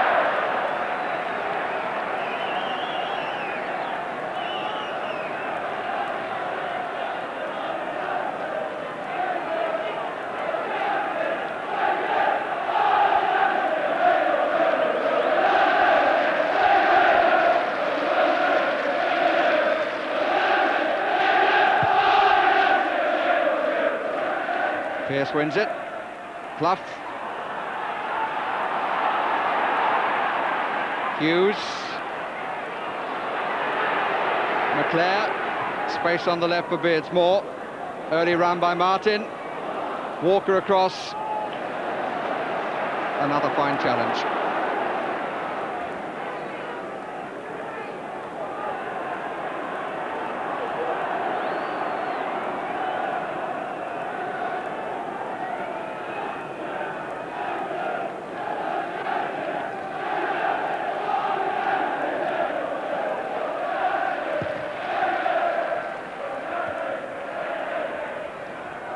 Equaliser for Charlton Athletic at Selhurst Park by Andy Jones.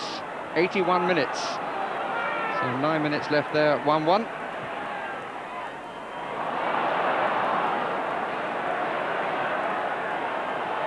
And there are 12 minutes left here at 0-1.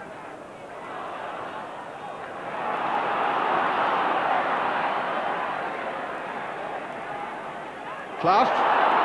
Pallister alongside. Clough had to get hold of the ball. Now what about that? Clough appeals, the crowd appeal. Mr. Shapter looks in and walks away. Clough trying to get his foot round the ball to shield it from Pallister, because if he was going to go on, Pallister was always going to make the tackle. And Clough had certainly fallen first, but the second challenge was a bit difficult, but I think the referee was right. I think it was a good decision, and one of those situations where, you know, Nigel Clough, just an extra yard or two of pace, it would make such a difference to his all-round play. Jemson. Hodge. It was a bit slow. That has often been the case. The ball has not been pushed around at pace the way that Forest can do it, with the likes of Hodge and Jemson recently. It's a corner.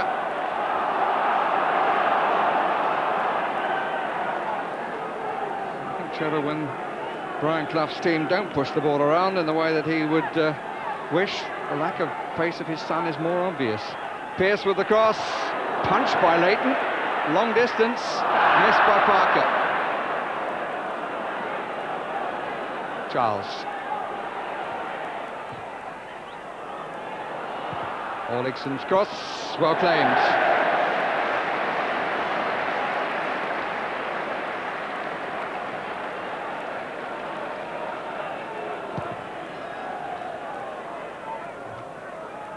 The right foot there belonged to the manager, and I bet it's itching.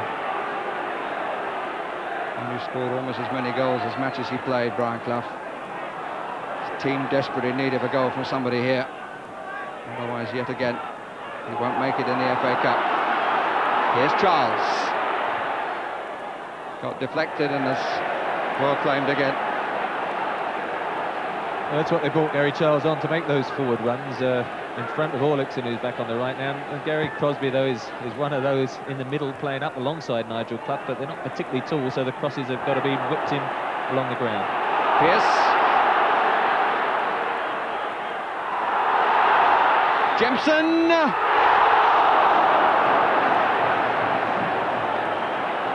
Agonisingly across the face of the goal from Forest's point of view.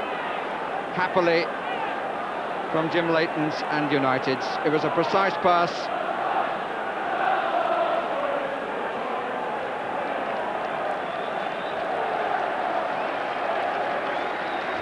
Good ball from Pearce. Viv Anderson tucked inside, just called out a little bit, just pulls his shot a little bit, bobbles agonisingly. Very relieved Manchester United defence. Did well not to touch it and let it go out of play. And United bringing on Mike Duxbury. And he's replaced Clayton Blackmore.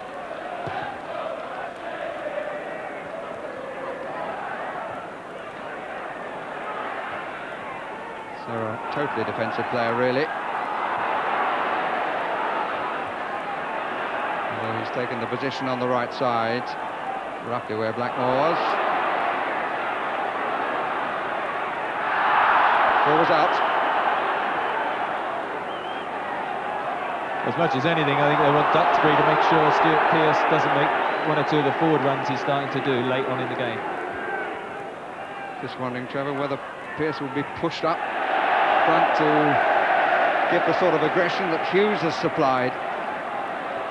They do lack that little bit of aggression. I thought they might bring on Terry Wilson and push Hodge up, but at the moment, still no movement from the bench.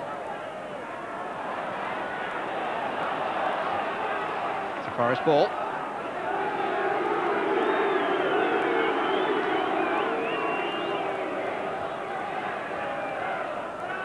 Walker. Bounce wasn't kind to him.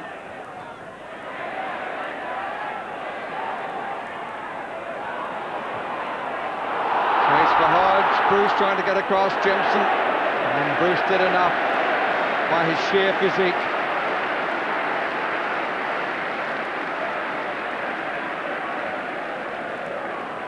Play the captain's part.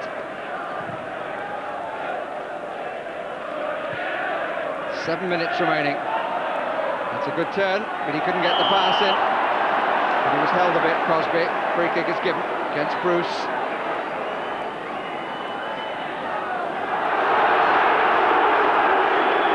Booze because the ball was kicked away.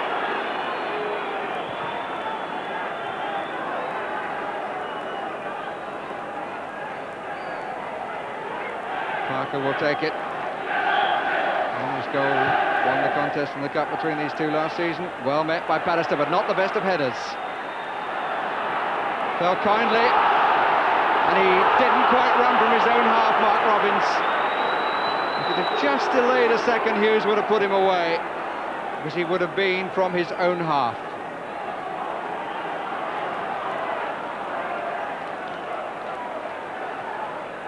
Hodge. Given away to Pallister.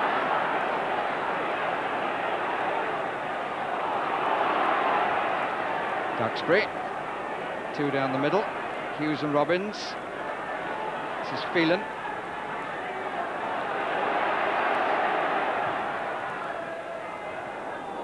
Met by Chettle. All the dwelling on the ball by Parker. This is Charles. Not the best of fortune with his passes. Charles has given away possession much too often. It's a chase for the Icelander. Go back a bit, says Bruce to Jim Leighton.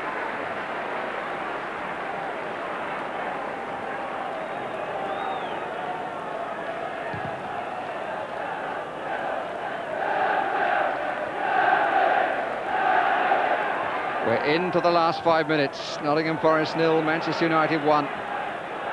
Mark Robbins, the scorer of the goal in the 56th minute. Good recovery by Bruce.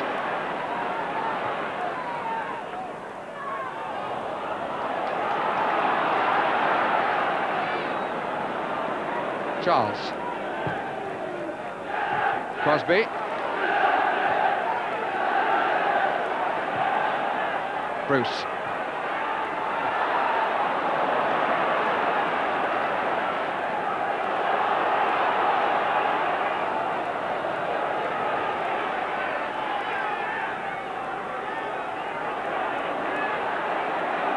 Anderson. Phelan. Martin is free on the left side. Another minute has ticked away. It's all over at Port Vale, so there will be a replay between Port Vale and Derby County.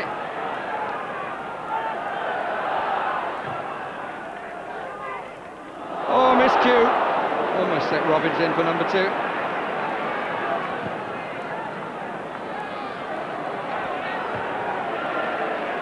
Hodge. Jemson. Hodge. Clough trying to get Crosby in.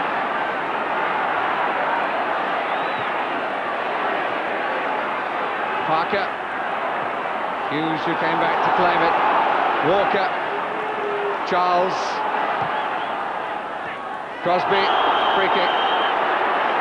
Challenge from behind on Crosby. It's an unfair physical contest, that. And the gambler makes the last throw of the dice. Terry Wilson being brought on by Brian Clough.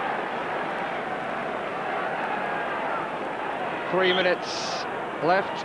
Well, 2 of the matches this afternoon have ended 1-1.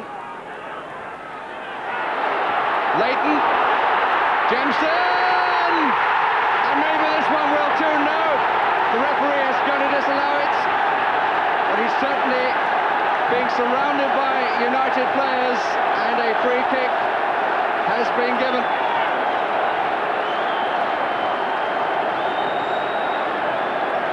Well, as a cross come in, it looked as if it's hanging in the air. Jim Leighton comes out. I think he should have caught it, really. He's punched it up in the air, and I'm very doubtful of why it's been given, in fact, but it could only be offside rather than infringement, because certainly there was no infringement as far as I was concerned.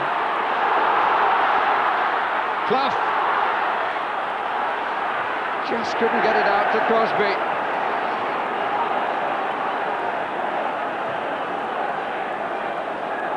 Charles. Wilson. Beautifully done, Crosby.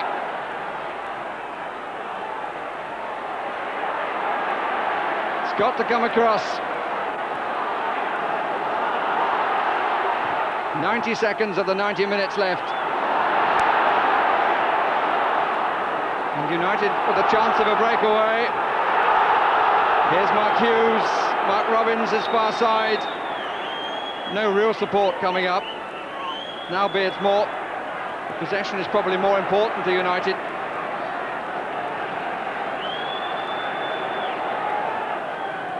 Robbins.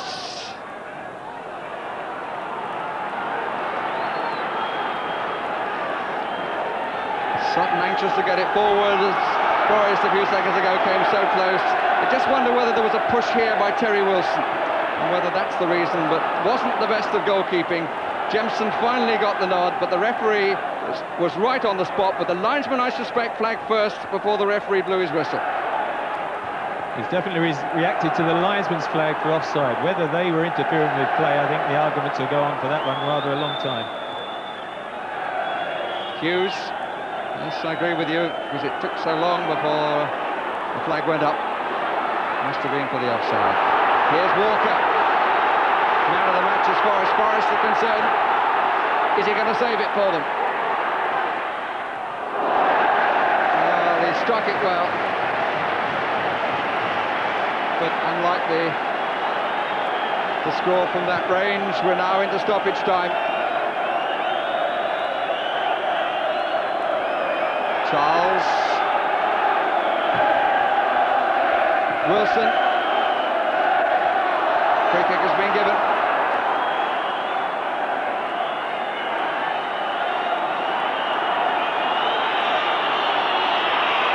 Whistles coming from the United supporters. Away by McClare. Chase for Robbins. Walker will be there first. It's got to be a long clearance from Sutton. And look at the anxiety there, and they're the team who's leading.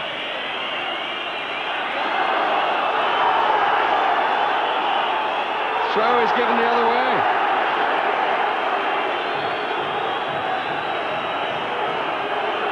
Alec Ferguson on his feet. He's had so much to put up with. He's just those vital seconds away from a smile. Too short for McClare. Pearce. Hasn't been a good match, but it's certainly a nail-biting finish. Crosby. 3-4 in the middle. It's got to come across. Wilson, he's done well. And Anderson who cleared. Wilson again. Banged away by Beardsmore.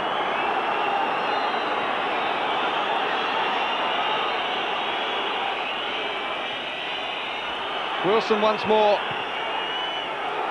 Can't help feeling that Brian Clough will regret not having put him on earlier. Chettle. Anderson again. Robbins gave away possession.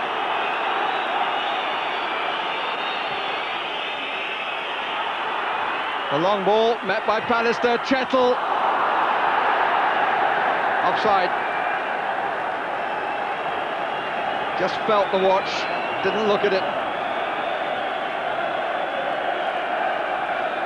We make it that we've had 2.5 minutes allowed by Leicester Shapter.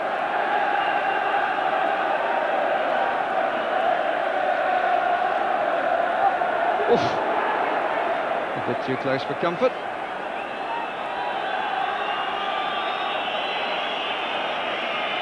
Shapter looks at his watch, but plays on. Hughes. Crosby. United are through. Some joy at last for Alec Ferguson.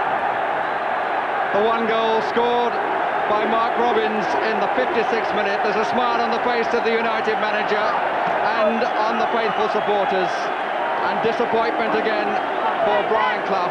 He'll have to wait until the 34th year, and his son's face really mirroring the whole feeling around the City ground here at Nottingham, and in particular surely the feelings of his father. What a contrast for Manchester United. After so many problems, at least they've won this crunch match and go through to the 4th round, winning by 1-0. Steve Bruce goes off as the winning captain. So United's season remains very much alive. I think they consider themselves very much the unlucky party when the two clubs met last season. Yeah. This time there was a stroke of luck about that victory. What did you make about that disallowed effort towards the end there? Well, first of all, I'm very pleased to see Manchester United, but this is the decision now. The ball goes up in the air. Young Wilson, who's come on, makes the jump. You see, he's trying to get past Bruce there, and in doing so puts his hands on his back. That was right at the start of that incident. Nothing happens now that's untoward. They're both going for the ball. But I think the linesman who spotted it, Leicester Shapter, was right on the... You see, both of them were in a good position to see it, but Leicester Chapter allowed the linesman really to make the decision from farther away. But I'm not grumbling about that. I mean, it's one of those that was very tight and could have gone either way. Oh, the decision was offside, and you can see that quite clearly. You know, that there is... well, who's going to be offside there in that situation? It must be. I wonder if we would have just Wilson. one quick look at that again, just to see when the ball was played, just to clear it up finally, if that would be a possibility. Well, I tell you, well, we can't just for the second, but it was a poor punch by Leighton in the first place, wasn't it? That created the trouble. It wasn't a good punch, but what excitement to finish a game that took a long while to come to the boil, wasn't it? I mean, it really was. The last 15 minutes was magnificent. More from us later. We've got the draw coming up live now from Lancaster Gate, and Manchester United are in that draw at number 19. Over to you, Bob Wilson. Thank you, Des. Welcome to the home of the Football Association. 30 seconds to that draw. Let me just give you a few other numbers of interest. The one non-league survivor, Darlington, who replay against Cambridge on Tuesday. They're number 9. 4th Division Torquay, 1-0 victors over West Ham, number 11. Northampton Division 3, 1-0 winners against Coventry. Their number is 23. OK, here it comes. The draw for the 4th round is in the hands of the Chief Executive, Mr. Graham Kelly. Graham. Thank you. Good afternoon. The home teams will be drawn by Mr. Ernest Brown, the chairman of the FA Challenge Cup Committee, and the away teams by Mr. Bert Millerchip, the chairman of the FA. Mr. Brown.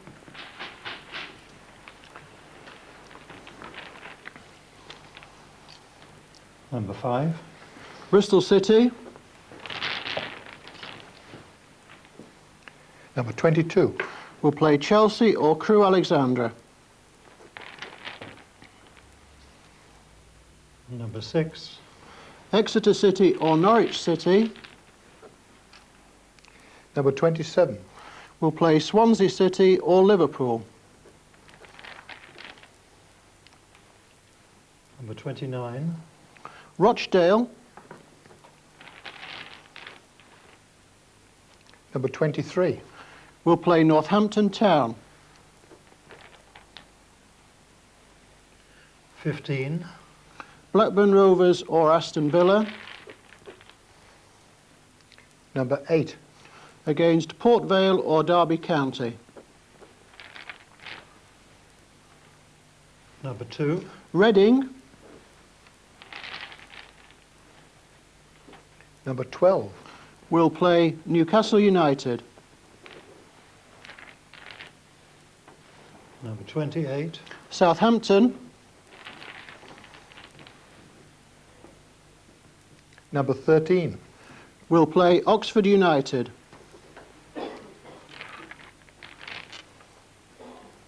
Number 24. Barnsley. Number 10. Will play Ipswich Town.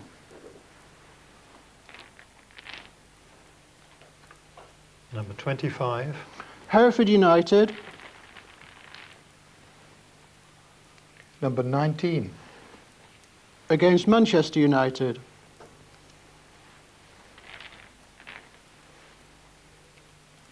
Number 32. Blackpool. Number 11. Will play Torquay United. Number 18. Sheffield Wednesday. Number 26. Will play Middlesbrough or Everton. Number 7. Sheffield United. Number 3. Will play Watford. Number 16. Manchester City or Millwall. Number 9. Will play Cambridge United or Darlington.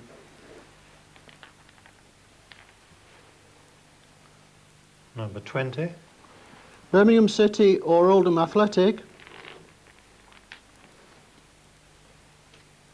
Number 4.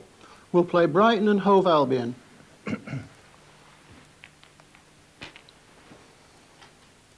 Number 31. Crystal Palace.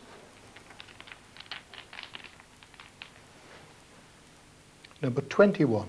Will play Huddersfield Town.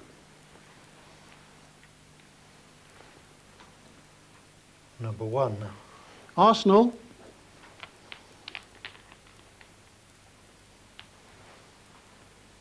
Number 17. Will play Cardiff City or Queen's Park Rangers. Number 14. West Bromwich Albion.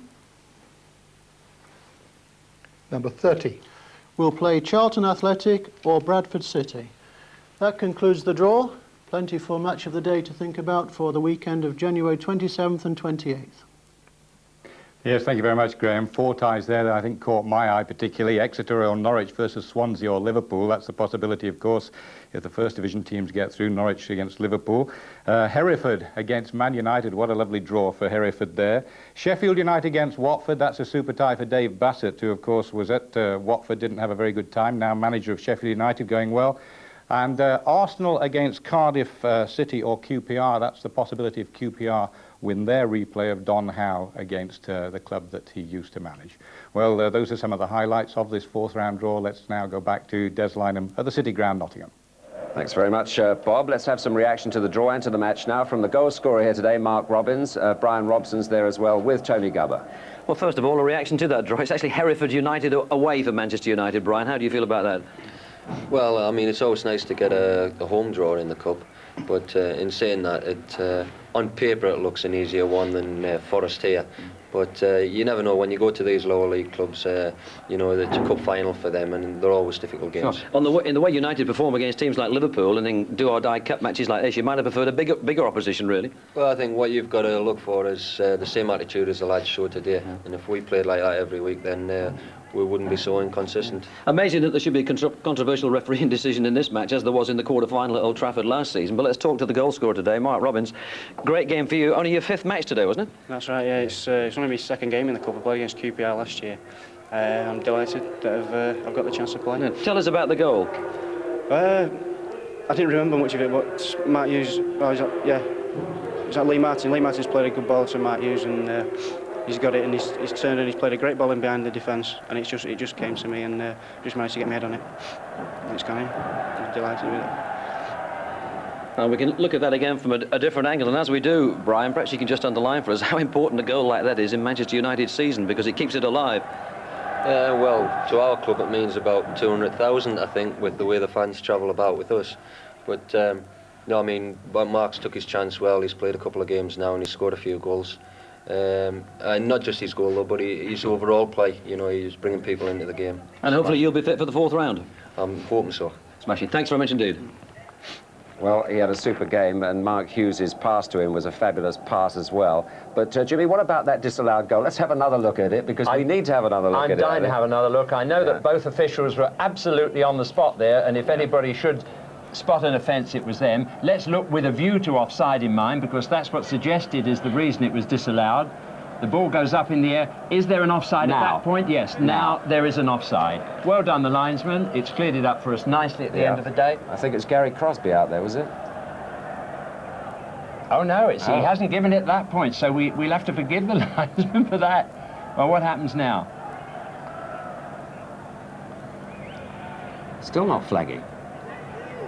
You see, he flags there. At the end of that, we can only say that's a decision that is going to mystify us as long as football lasts. Well, but it's fair that it goes in Manchester United's favour, because they had the wrong end of it last time. It almost looked as though there was an offside earlier where there was no flag. There was an offside earlier which he missed, but in the end, somehow they got it right. Yeah, anyway, great victory for Manchester United. Were they worthy of victors, do you think? I think they were, although Forest missed some chances in the second half. Young Jemson missed a couple. That shows how you can go up and down in this game. Hero last weekend, you know, and the one who didn't do it this weekend. Yeah. But if they use that result to rebuild the future of Manchester United, you know, to the past glories, that will be wonderful. And I think we would both agree that perhaps the man of the match was Des Walker today. Tremendous game. Had a fabulous game on the losing side there. You can see replays in Sports Night on Wednesday night. Hope you've enjoyed our coverage from the City Ground today. Manchester United are through.